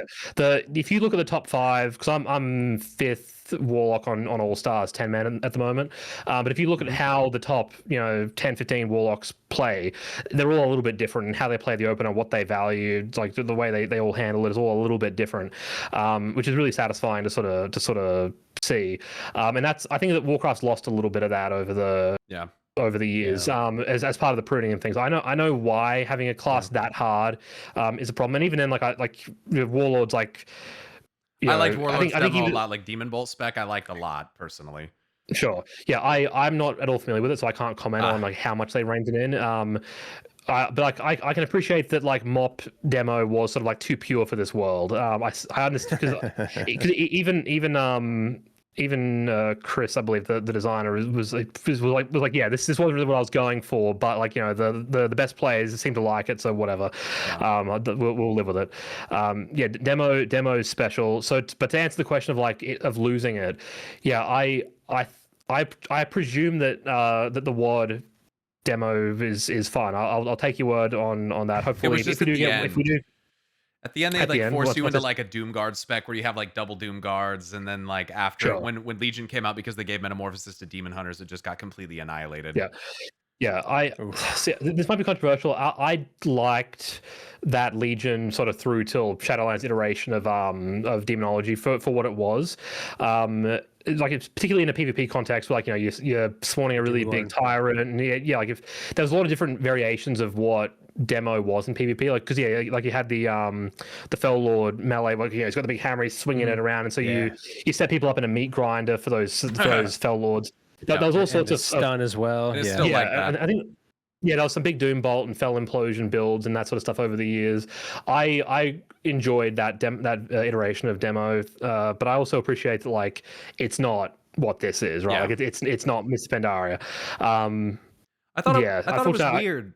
Sorry to interrupt. I thought it was weird because like at the time you had this kind of philosophy that Blizzard was positioning, like, oh, we want to do away with like homogenization of classes, but then simultaneously they get rid of Burning Embers for Destruction Warlock, they make them Soul Shards. Affliction had already been operating on Soul Shards, and then they got rid of Demonic Fury and gave Soul Shards again to Demo. So it's like, okay, you want to get rid of homogenization, but then you literally overtly homogenize the fuck out of this class. Like, so identity wise for me, like that was like, it really hit me because I played a lot of Destruction. And to just like lose Burning Embers, even though they were functionally almost identical, was just like, I don't know what it was, but just like kind of killed me inside a little bit. I was like, what the fuck happened to my Warlock? Yeah. No, again, having not played a Warlock through that, I can't give any first-hand account. I can say that like the Warlord's pruning was like really depressing to sort of live through, right? Yeah, because like the way that they did it was like they just took a scythe to the MoP kits, and so a lot of the classes felt incomplete. I was actually more on board with the Legion redesigns than I thought I would be, in part because like even if they were less complicated or less fulfilling or whatever than like the MoP iterations, they at least felt like coherent kits with actual identities, right? Like say whatever you will about the Legion Demonology, it had an identity, it had a vision, it worked for what it was. Same with all the other redesigns. The issue with WoD is that it was a half-baked solution where they just cut wild strikes from fucking Fury and just sort of called it a day, right? Like they were fine with dead globals, they were fine with marksman having no offensive cooldown, and just kind of like leaving the kits feeling incomplete. I think they just cut all their losses to put everything towards Legion. I mean, you had Ian Hazakosis flat out saying like, we don't really want you to play Demonology Warlock right now. That's like a crazy thing to hear. So that was wild. But do you have any future projects regarding WoW going forward, out of curiosity? I've toyed with a few. The answer is no. In part because like it's the thing I learned from Skill Capped is the ability to be a little bit pragmatic with how I spend my time from like a production standpoint. And unfortunately, the idea of like, oh yeah, like I'll make a thing for my own private channel, and like I'll make a passion project, like a love letter to Shadowland leveling experience. That's a hard thing to follow through on at the moment. So I wanted to do a big Shadowlands project, which I got into properly, but didn't get very far in. We can talk about more about that on the Shadowlands episode if that ends up happening. That sounds fun. We will do it. And yeah, I wanted to sit down and do like an ode to like the MoP Demonology spec based on like a lot of what you just heard there, but I found it was just too fucking complicated because I had to sit down and like explain how to play demo, and I couldn't do it. You're like pseudo making a guide while also like reminiscing. Yeah. Well, I wanted it to be framed around a guide, but I figured I couldn't actually make an accurate guide. So it's like, what do I do? What do I fucking do? So if a good WoW project comes up, like certainly grab it, because like it's easy content. It basically writes itself. But as sort of Ol alluded to, like the issue is like Warcraft feels pretty not stagnant or static, but it feels very like ground, like it is what it is at this point, right? Like any interesting thing to say about Warcraft right now could have been said 5 years ago, unless you want to get like really contemporary and talk about like Midnight's plot and that sort of stuff, right? Right. And at that point, you're making something for an audience that I don't want to besmirch like the viewers of this podcast or being like you're all too small to be worth the time, but it's hard to it's hard to justify steering a ship like Falling Ideas into the port of like Xalatath discourse, right? Or like Sylvanas, retcon discourse. Tell me about it, man. My highest viewing videos at this point are all about fucking N'Zoth. We haven't seen that guy in 3 fucking expansions. Like what? I mean, yeah. So it's rough out there as a Warcraft content creator, as you two would well know. I have a lot of sympathy and a lot of empathy for those who have made it their full-time gig. Thanks. And so if the right project rears its head, I would absolutely jump on it. But right now we're feeling pretty good about like doing like all the finance stuff and all that sort of stuff because like people are very excited for us to do another stock thing. So hell yeah. That's I mean, Folding Ideas has like such a nice variety of like you guys are working on so many cool things. But yeah, it's always nice to know what you guys are working on for fun. I always like because Dan is working on something like he won't say it, but I know he's working on something for himself at some point. Yeah, and I always like knowing what you guys are up to, and I'm sure that Crystal's also doing stuff too. So there's something that I like to know, like how deep in the weeds do you guys get with like your WoW interests. So Yes. Yeah. If you want a Hearth and Hammer exclusive though, next, so the big Falling Ideas project we're working on right now is the CMKM Diamonds fraud. So that is one of the largest penny stock frauds of all time that was based around a fake diamond mine. The fake diamond mining operation. So very, very big story, turns to complete nonsense once like the Illuminati turn up in the story. So oh my god. Essentially it was we recently hired an editor, Jessica, who's been terrific, but we kept her clean on the story because we wanted to sanity check it. And so I wrote the outline, did all the research, sat her down and like pitched her the whole thing. It was a 3-hour script session. And it's like, is this crazy? And she's like, no, it's great. So based on that, we're throwing a bunch of money at it. And so we're going to see if it works. Ideally, it'll be like magnum opus stuff, or it'll be a huge bomb. We'll see how it goes. We're excited. We'll hope for the former. We're very excited to make it, and hopefully some of you guys are excited to watch it. Absolutely. So yeah, that's the goal right now. Again, Warcraft, if a window opens itself for fun on the side. Yeah, I hear you. Yeah. Cool. Very cool. Thank you for sharing. That's awesome. Yeah. Well, I think we're about ready to wrap up. If you want to tell folks where they can find you, if you got any places where you want they can follow you. I know you mentioned you have a smaller YouTube channel or anything like that. Plug away. Yeah, so I have the small YouTube channel. I've not uploaded on it for a number of years now, but I am still alive, in spite of what the comments say. Go watch my WoW Arena comp names video. That one's fun. Undead Paladin video is sick. Yeah, if you're into the lore stuff, Undead Paladin might have something for you. I don't know how well it holds up. I've not watched it in a while. I think it holds up well. If you suggest the possibility of Undead Paladins, they literally happen in the War Within. So yeah, it's a thing. Oh hell yeah, brother! Yeah. So sick. So that might be up your alley. But yeah, Falling Ideas obviously very far away from like the WoW lore side of things for the most part. But quite proud of the work we're doing there. We did a thing on Mr. Beast recently that we had some fun with. Oh, dude, I love that. Love that one. We all loved it, man. Holy crap! I don't know what you think of the Beast Games review, but that one was like a fever dream that we produced. That was insane. I couldn't believe you guys did it because I couldn't have done that.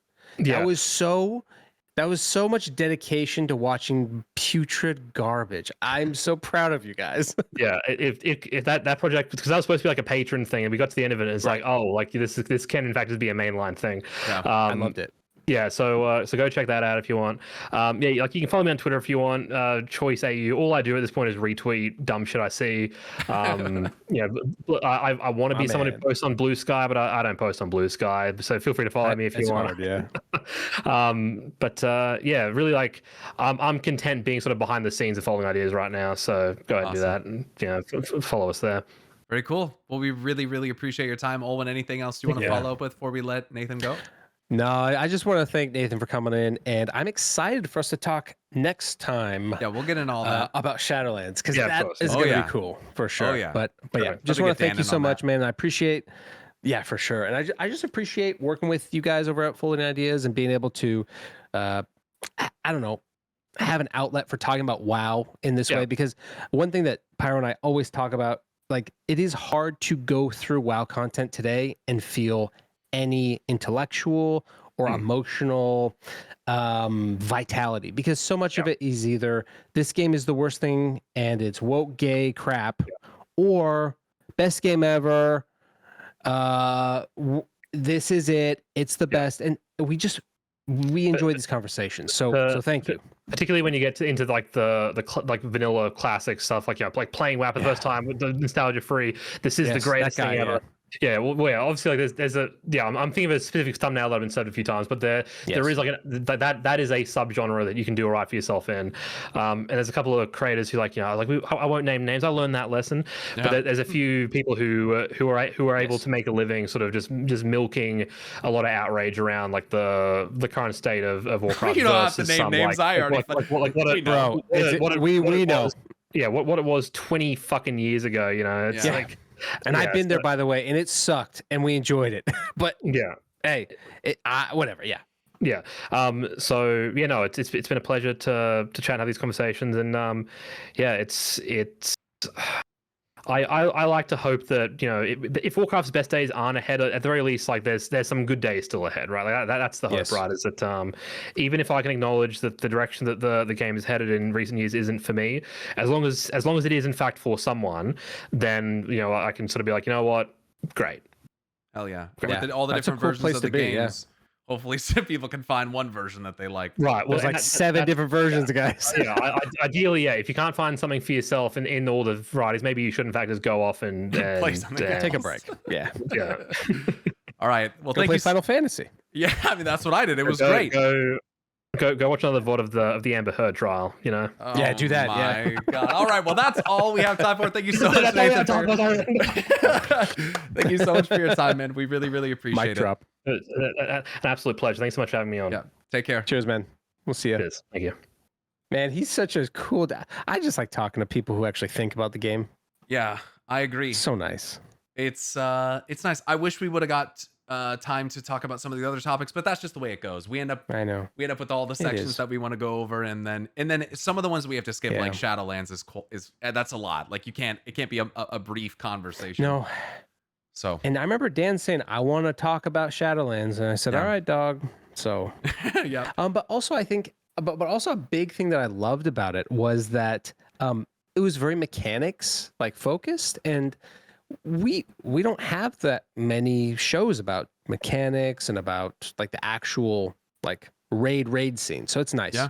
And especially hearing like some of the perspectives on things like Sepulchre, like that's when I stepped away from the game, right? So I didn't watch Race to World first, or really. He filled in nicely. Yeah, I didn't know that Anduin was like such an insanely hard boss. Had no idea. But for us in our next podcast, we aim to feature a lot of troll lore discussion. A lot of troll lore discussion. So the Heronir, excited. The Dark Trolls, the Night Elves, and kind of the perspectives given on that. Some of the kind of silly discourse that's existed around it, myself included, when I was initially reacting to it on stream. You just got to get the full picture. You got to read what all of the characters are saying, reflect on the whole picture. So we'll talk about that. We'll give some 12.1 predictions, perhaps regarding Ulatech, where the raid might be going. Maybe top 5. Yeah, man, we'll try to have a top 5 in the next episode. Whether or not we'll choose the topic on that for sure. I'm not decided on that. Depending on how long it takes, we might end up having a bonus episode for community mailbag. We'll have to see. We might just have to pool that for another week and come back to it. So before we go, Olwen, what are you working on? I know you got a little project that you've been cooking up in the background. Yeah, I have. So since we took a break in June, I guess, I've been working on different types of content that I want to speaking to a script writer, right? I was working on a script originally about Just the idea of home in Warcraft, like what it feels like to be at home. It's not about housing, but it's about home. And that broadly had to do with memory and nostalgia. And it brought out more questions about how do we talk about this game effectively with good criticism. It doesn't have to be always academic, but I thought I'd make a small mini-series, a guide, how to think about WoW, where one episode is about how we talk how we talk about it, how we criticize it. Maybe another one is about how we feel about it, what affects us, and what makes us react to the game, and therefore the criticisms that are laid at that. Yeah. And then how do we actually think about it? And that is philosophical. That could be the stuff we talked about today. It could be something that's personal, could be objective, universal. So it's largely like, I see a lot of questions from some of our viewers about like, how do we talk about it in a structural way? Well, I want to do a sort of how to, like I would in the classroom. Sure. How do we read, let's say the Odyssey. We're going to go see the film, I'm going to go see the film tomorrow. You're going to see it. How do you read the Odyssey? How do you think about it? How do you contextualize it? And later, how do you contribute to a conversation about it that is not toxic or useless? And sometimes there is useless talk. So there's a lot of that going around in WoW, and I feel like we're at the lowest point that we've been in a long time. And for those who follow the discourse of WoW, there's always an up and down, but this one feels gross. And I think a lot of it comes down to these questions of how do we feel and express these thoughts and experiences about us as people, rather than just like consumers of a game and getting mad at the game studio. So yeah, I look forward to it. I'm absolutely looking forward to that. I'm excited for that. Pyro's next video, I've been saying I'm gonna make a Sargeras video for fucking 2 months now, man. This is like the state of content creation for me at this point. We've just been so busy. Like the next video topic ideally remains the same. I just haven't had time to get to it. I tried to make some highlight content on some League of Legends reacts. They did not do very well. The League stuff is just not. I think I like there was a wave there of excitement for a little bit, and I think for me, I'm just such like a completionist, like learner type of person where I want to learn it all, right? So I went through all the Ionian champions, and people only care about certain things. So there's just been a lapse in that. Even though I thought the lock stuff was very cool, people are just not really taking an interest in it. So it is what it is. I thought it'd be easy content.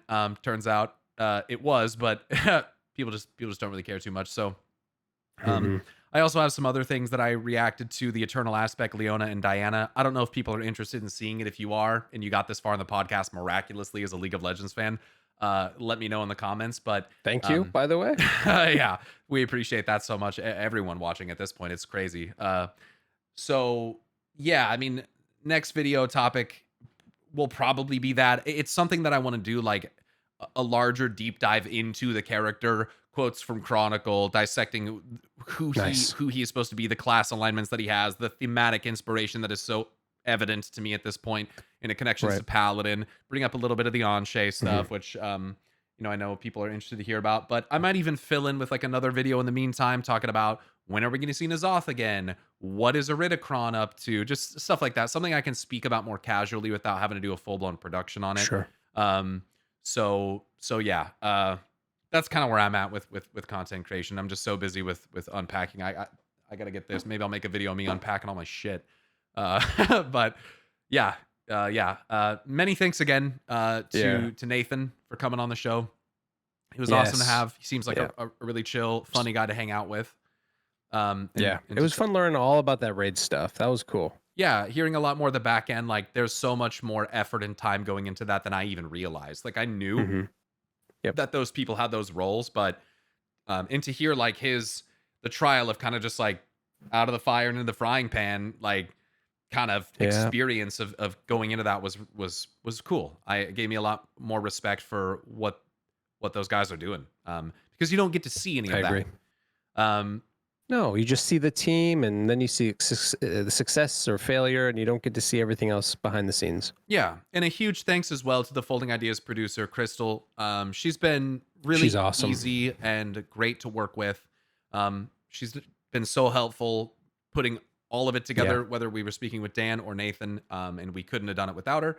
And of course, much love to Dan for even making the recommendation to do this and for coming on our show in the first place. You know, I might have my YouTube channel here, but for a podcast, like, we're pretty small, we're pretty new. So it's really cool to be able to feature other creators that just dwarf us, and people that are frankly, like, just so much more professional in this setting. It's inspiring. It makes me want to try to pursue a more academic, you know, longer production timeline type of content, because a lot of the stuff I've made in the past can be made in a week or two, and that's not what's being made here. So it inspires me to try things differently. So, and you know, something that we all ought to do. Well, yeah, and you know, it's funny that Dan even mentioned that he's playing with small form video essays. He did a short video essay on the Japanese animation film Bell by Mamoto Hosoda. It's very cool that he just said, I'm gonna do a 10-minute video. Yeah. And then you got a 2-3 hour. So again, everyone's playing with different, but you know, play with those formats, and you know, and people prefer different stuff. Maybe you'll find something you like. Exactly. Yeah. And a lot of the people that listen to this podcast are, you know, it's a certain sub you know, group of the people who watch the main channel, right? So, you know, different things for people. But the Hearth and Hammer and Folding Ideas collab continues, it sounds like. So that's exciting. And another big thanks to you, Olwen. I mean, seriously, from really, like, Olwen does all the work when it comes to emailing back and forth. Like, I've been completely hands off. Like, I record and I edit it and I upload, I do the thumbnails and all that stuff. And that's kind of my side of the job. So Olwen, I really appreciate it, dude. It's been just like a game changer, getting the merch store set up and making it easier for me to get my independent stuff on there too is crazy. Like, he's just, I appreciate the ambition and the proactivity in what you've done. So it's been really, really fun to work with. Cheers, man. Thank you. Yeah. I feel the same. It's been great. We're almost episode 10. These are long episodes. Fucking A, they are. If we were to do if we were to do this weekly, like some people ask, like, that's just a lot of work. And maybe at one point we'll be able to, but we'd have to limit it to like an hour. I appreciate doing it. For sure. Have to. And it would have to be quick bites. It would be quick bites. It'd be like, again, sort of a bit discussion. Like community, right? But here's what I will say. It's been a blast, and we have amazing community members that reach out to me and to you and just say, I had a hard day. This podcast made me feel better. Hell yeah. I have people who literally come to our Discord just to say to me that they enjoyed the podcast and it made them think, oh, actually, it's good to be a WoW fan still. So keep that up. Like, we just like that because we feel like sometimes we're screaming into the void. We're always like, this game isn't that. It should provide us joy. So I don't know. I do this this is the love of the game. Yeah. I love this. So yeah, we really appreciate each and every comment, all the questions, people coming to Discord, writing emails. So thank you so much for all that. But I think that's about all I've got to say. Olwen, you got any other closing thoughts? Or are we ready to wrap this thing up? Let's wrap it up. I'm out of here. I'm done with summer. All right. Well, once again, I'm Pyromancer, joined by my co-host Olwen. Thank you so much again for being here, sir. And I think that just about does it for what is another edition of the Hearth and Hammer podcast. We will see you next time.